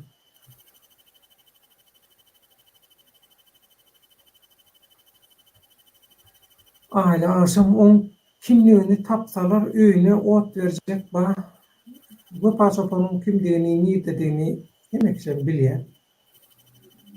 Olara ýalaky näme gerek ýok. Näme meseleňiz bar bolsa, ýüz-ýüze gürleşiň çözüň. Ya aýlaşyp şartlyk şekli fakyndaty. Onu kimligini tapsalar öýüne ot berjek bar diýär. Şartlyk şekli fakyndaty bolýar. Şoň hakykatdan hem kimdigini zadyny bilen oklarym. Aynen. Adamlar korkar, soramaya. Şolar ýaly adamlardan kim sorasyn? Türkmenistanda. Näme üçin Türkmenim TV@gmail.com näme üçin gitmesin? Näme üçin? Gelle ýaňy Oraz ýaňyna maňa ýazdy, geldi Orazyň ýazany. Efir gidip durka ýazdy. Geldi Orazyň ýazany.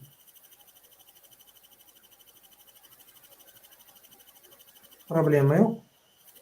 Gelip dur. Başka erik ýazandyň belki.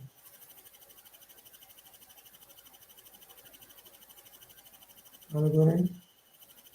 Täzelek görýän ýok. Şu ýalňyş däl Türkmenim TV@gmail.com şu adrese ýaz gaýrat edip habaryp görelim.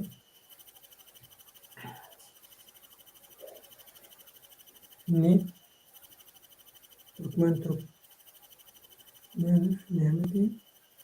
Türkçe şartlyk şeýherden gorkýan men arada bir ýere mehman bolup barzym İstanbulda. Şol ýerde gördüm, eşitdim, gaty gorkýanlar eken. Onda şartlykdan sonra ýala ketip gorkýan bolsaňyz bara. Onu gaýdaýyn.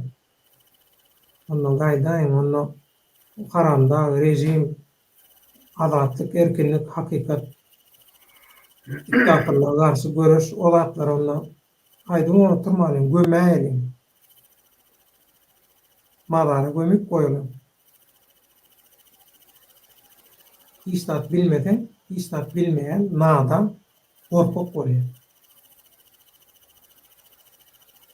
Bu pasaportun numarini yazan giden ok sizin postamalar yiyerin ağam diye. Ben iyi verdim. Doğru maniver.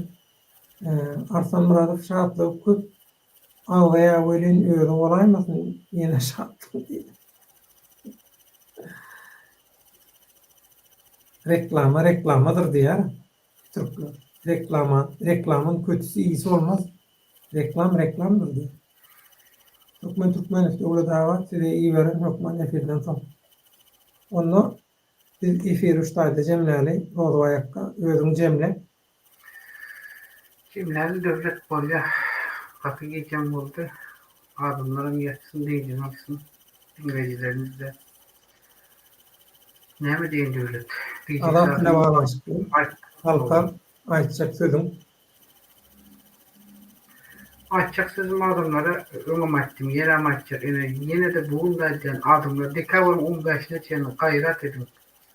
Katı ütkeşi zatları olacak. Eğer durum olma. Yalan gürleyenlere inanmalı. Her türlü malumat verirler. Ya karalama propagandasını alıp varmak için sosyal medya üstünden her oyun sinaşarlar. O hiç edip bilmeseler sizin özünüzü korkunuzu öz aralarında toplanışıp biz adım bize arz edip ya bize karalama yüklerleri biz cinayetçi arkadaşını çektirecek birbirlerini tehdit edip aylanışıp gördü. Yine sizler şoların torunu düşmen gayret edin adımlar.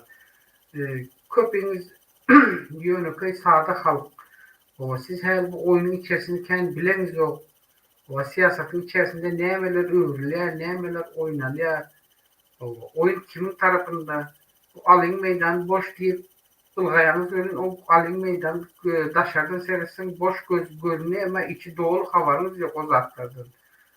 Şunun için benim başka diyecek saatim yok. Eğer olun can doğurla kalan sizin özünüze kaldığım gene hazır bizim başımıza son 2 yılın içerisinde yiyen gelen iki saniye bu neme şu.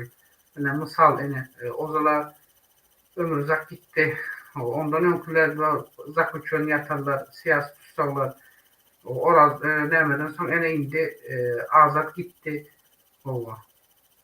Şunun için şu zatlardan hemen eğer olun gayret edin şurada özlerinize bir misal alacak olun. Yok eğer biz şolda da etmiş olayan şu dört gözlü yani benim başımı koydum hem zaten geçtim deyip şolar yani yalan malumatlarla yalan propaganda siyasi oyların içerisine girip yani öz yanınızı korumak isteyeniniz var olsa onda pacasta yolunuz açık ediniz edin. Ben size indi bundan sonra don diyecekler yani elimizden tutup itekleyecek hem de ben başımdan geçirilerim ayda otayım ve şu makale çenilen şu benim alan malumatlarıma göre sizi saklayacak ottan saklayacak olan yoksa benim 11, 12, 13 yıl dolandır ben şu Türkiye'de aynen diyorum. Benim atam ben doğulu yeğenlerim yok gitti barınmadım bir gün merkezinde şu haramdan yüzünden şu siyasi sebeplere göre. Şunun için kalanlar şimdi mehvan adamlar karar vermek sizin gözünüze kaldı. Başka diyecek zaten yok. Ne deyin. Hemen diyeceğiniz rahat olsun. Allah canınız sağ başınız dik olsun. Hemenizin bağrınıza, birbirinize, başkalarınıza kovanıp gezmek hemenize nesip etsin.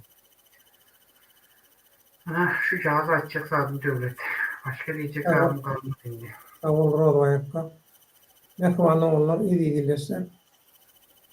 Türkmenim kanalının şu günkü günü yayılımını tesirleri bilen emin şekiller yani alıp varan ehli illeşlerimi, vatandaşlarımı, kadırdan doğanlarımız, yürüktüşlerimiz, ellerinize güller üstün, eliniz yüzünüz dert görmesin. Her bir yalan harpınız, ilmin dakikli, hakikat için, her bir yalan harpınızın sowabı toyluğunuzda milyon vol kaytarılsın. Allah'a köp sağ olun, sağlıklı görüşelim. Tanrı'ya halkasın çeksiz minnettarlık. Şuraya alakayı ilmin dakikli yayılımları hemmemiz birlikte, birlikte alıp paralel kanalı, telekanalı öğrenelim.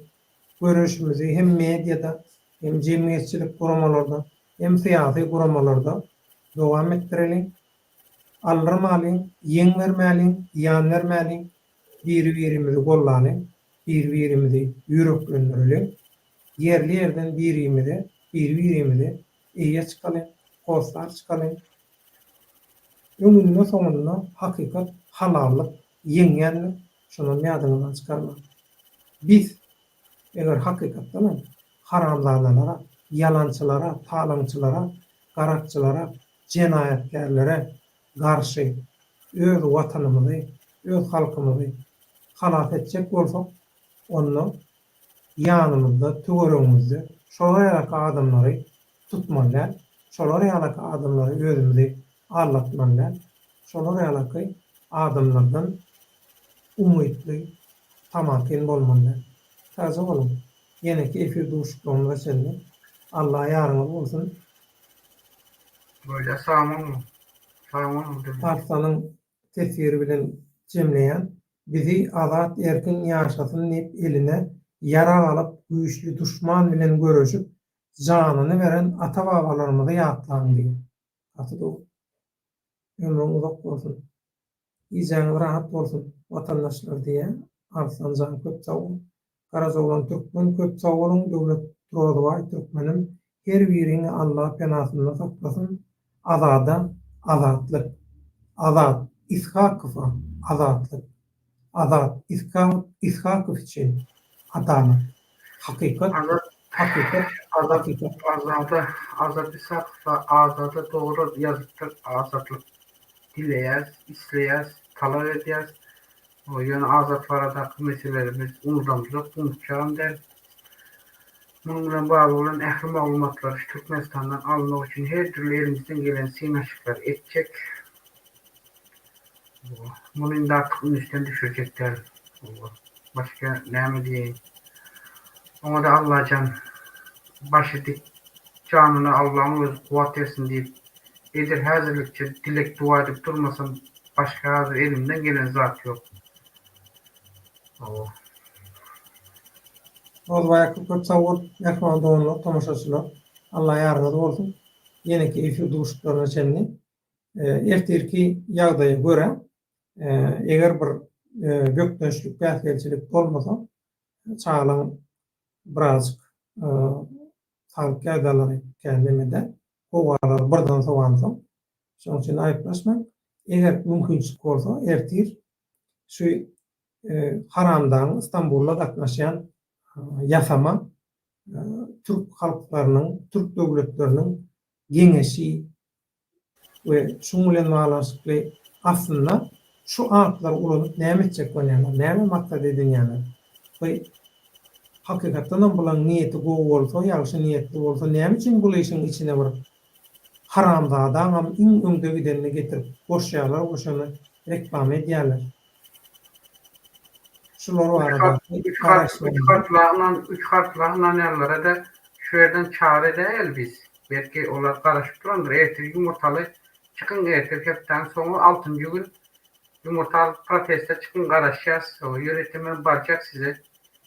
Demek için takip etmek için. Da sen yüzük partından mı? Ya eğer şu barcak değilseler benimle söz veren şu taydan şolara. Görek de şol neyse gel aytmayın da. Ona sen yine başkalarının memnesi geçecekler. Orla ýagşy niýetde bolunup adat üçin adatlar aradaky yalanlary size düşündirdik. Hukuk sebäpli. Hut adatyň öz ýagdaýy, adatyň töwereги, ileni, çalany, hemmesiniň sowukçuluk ýagdaýy sebäpli köp zatlar bir aýdyp bilemdi. Şoň üçin bagyşlan sizden ötünç soraýar. Ýöne köp zatdan bilýär. Saatlyk näçe heşelle kakda da saatlikden öňürdi. Hemme zat anykladyk. Bildik. Ýöne halk psikologi taýdan köp zady eşitmäge, görmäge neme taýýarda. Ýöne bilýär ýagdaýyny we şoň uğruna ala edýär. Nähit bolsa bir ýoluny tapyp hökman adamdan alyp çykmaz. Äki vatandaşymyz sorudy, näili alyp çykdyňda diýip sorudy. Sorýany. Tejribelerimiz bar. Paret topatly ýaly ömrü uzak bolsun. Hakykatdan ham gaty artykmaç tejribeli, parasatly bir Türkler lokum ýaly diýär, şolar ýaly bir süýji gürleşmek, gepleşmek, tarihi iş tejribelerini eşitmek, ören, düşünjäni ösdüren bir ýaşlymyz bar. Adam hukukları görüşünde, siyasatta Türkmenistanyň soňky häzir döwrüniň siyasatyna canly şahyat bolan ýaşlymyz bar. Şu ýaly ýaşlymyzyň maslahatlary, kömekleri, gollawlary bilen adam alyp çykar, arkaýyn bolan, köp sag bolun, çemenöre de eliniň gelenini gaýgyryny, olam özüne görä herkim yerlerden iş etýär. Herkimiň edýän işi uğruna bolsun, Allah san hemmesine üstünlük versin, köp sag bolun, toýuňyza gaýtsyn. Ýene-ki efirlere seni köp sag bolun. Ertir hakykatdan ham turan berligi hakykatdan ham bolarmy? Bu diktator prezidentler bilen Karaca olan yazıptır şu arada gurur eder. Yumurtkanızı el alın öme diye.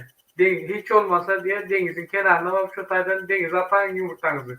Protesto edin diye de. Video yok. Dinle var ha dinle. Bir yumurt oğulun karopkan suratını iyi verseler.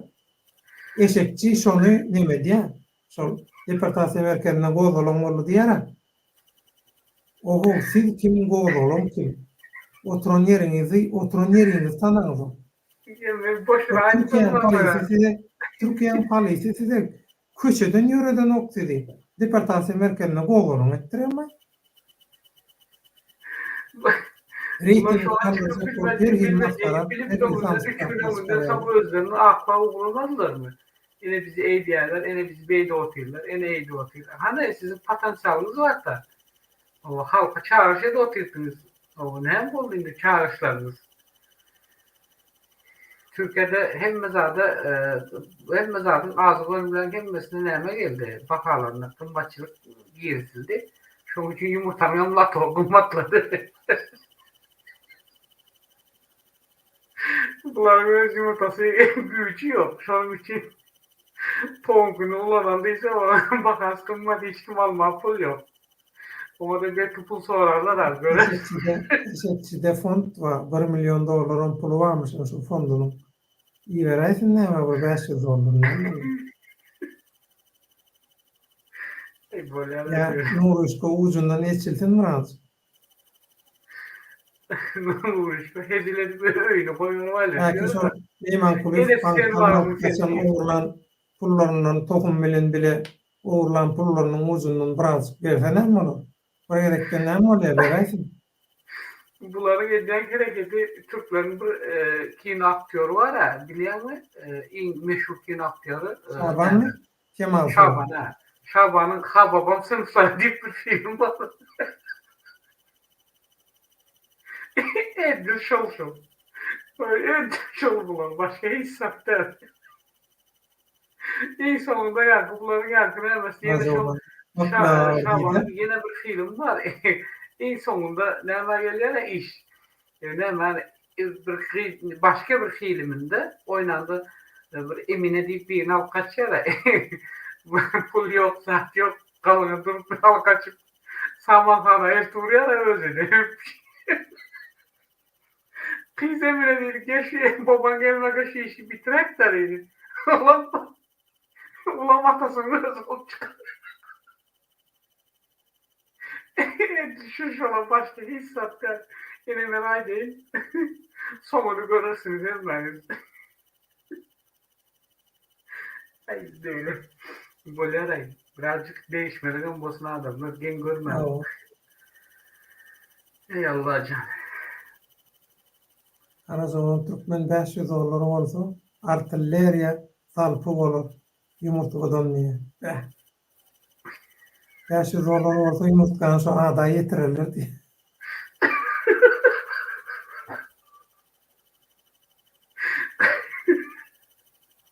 Kalacağım tüyüm. Ha doğru ya belki yumurtayı uçurup koyarlar şurada.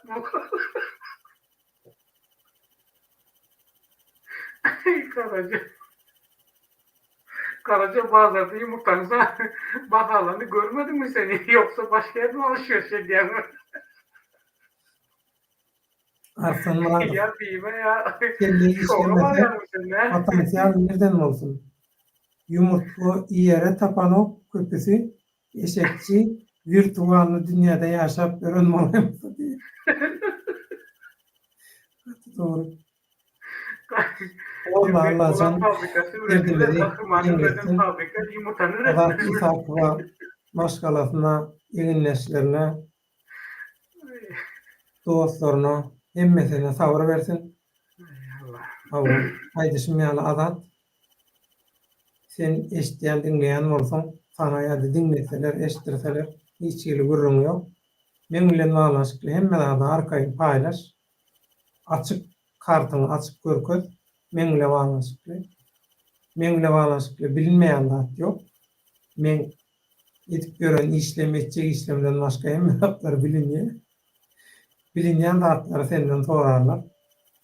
Arkayın bilgen de hatlarına ait. Memnuniyet bağlanışıklı hemen da ait.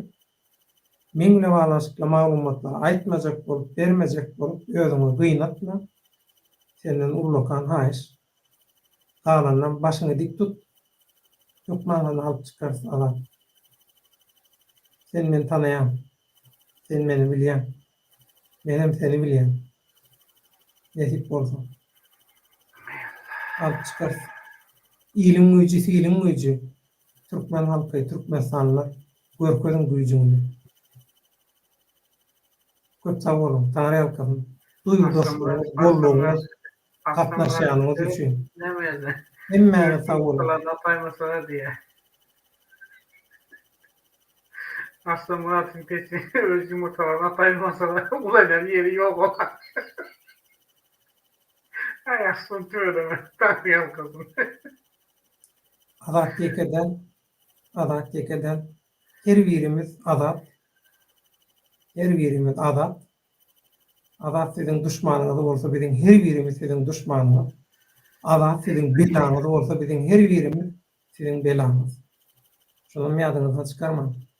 Bir azat bilen eden zadyňyz bolmak. Etbet alyp çykar. Ýokman ýurduň içinde de, döwletiň içinde de, işgärleň arasynda da wyjdanly adamlar bar. Her kim öz üstüne düşen işini eder, azadyny bozalyp çykar. Onda mehkemada onur köp sag bolun. Gollagyňyz üçin, gatnaşanyňyz üçin duýduşyk bildirip, biziň derdimizi, gussamyzy paýlaşyp duranyňyz üçin. Zatlaryň hemmesi azada da ýetirler, eşitdirler. Ýokman sebäbi ýaýradylýar, biri alýar, soň o ýadygyny ýaýradýar, her hili bölek edip. Nesip bolsa, Allah sen ýekeden biz sen ýanynda. Esasanda men sen ýanynda. Seni söwünýän, eýdýän, itjän, zat edýän, zat diýip ýekirenlerine de, kowanlaryna da men hemişe sen ýanyndadym. Men sen ýürek ruhuny bilen adam. Sen şol ýürek ruh bilen alyp çykarsın. Allah, ata-babalarymyzyň ruhlary we biziň dowadilerimiz, ýagşy adamlar, palaşytly energiýalary sen ýanynda we töwereňde alan. Başyň dik bolsun. Dayan azat, sen ýekedelsiň, azada azatlyk. Sag bolun. Roly aýakka taňry ýapkan. Kulla sağman ol. Sizlerde Tanrı kızım. Aýwatda ädime başlamana wagt boldy. Şu azat bakana, azatlary ütgemene wagt boldy. Gaty dogry tokmak, gaty dogry. Bir täze tapara geçjek diýdik. Ina emme zat öz-özünden tebiği ýagdaýda boldy. Köp sag bol. Tokmak, gaty dogry. Ýüregimden aýakkalaňa geçdim. Ömrüňiz ok bolsun. Hemme zat bolup dur. Mehmanda onlar edildiler. Adadan tomoşaçylar. Hatirjem bolun, arkaýyn bolun. Dowada dilegde bolun, galan zady eder alyp çykar. Köp sag bolun. Roly aýakka taňry ýapkan taýjy. Kulla sizin sağ olun. Böyle. Hemen sağman ol. Dikmeciler. Allah yardımcınız olsun. Giyeceğiniz rahat olsun. Toýunda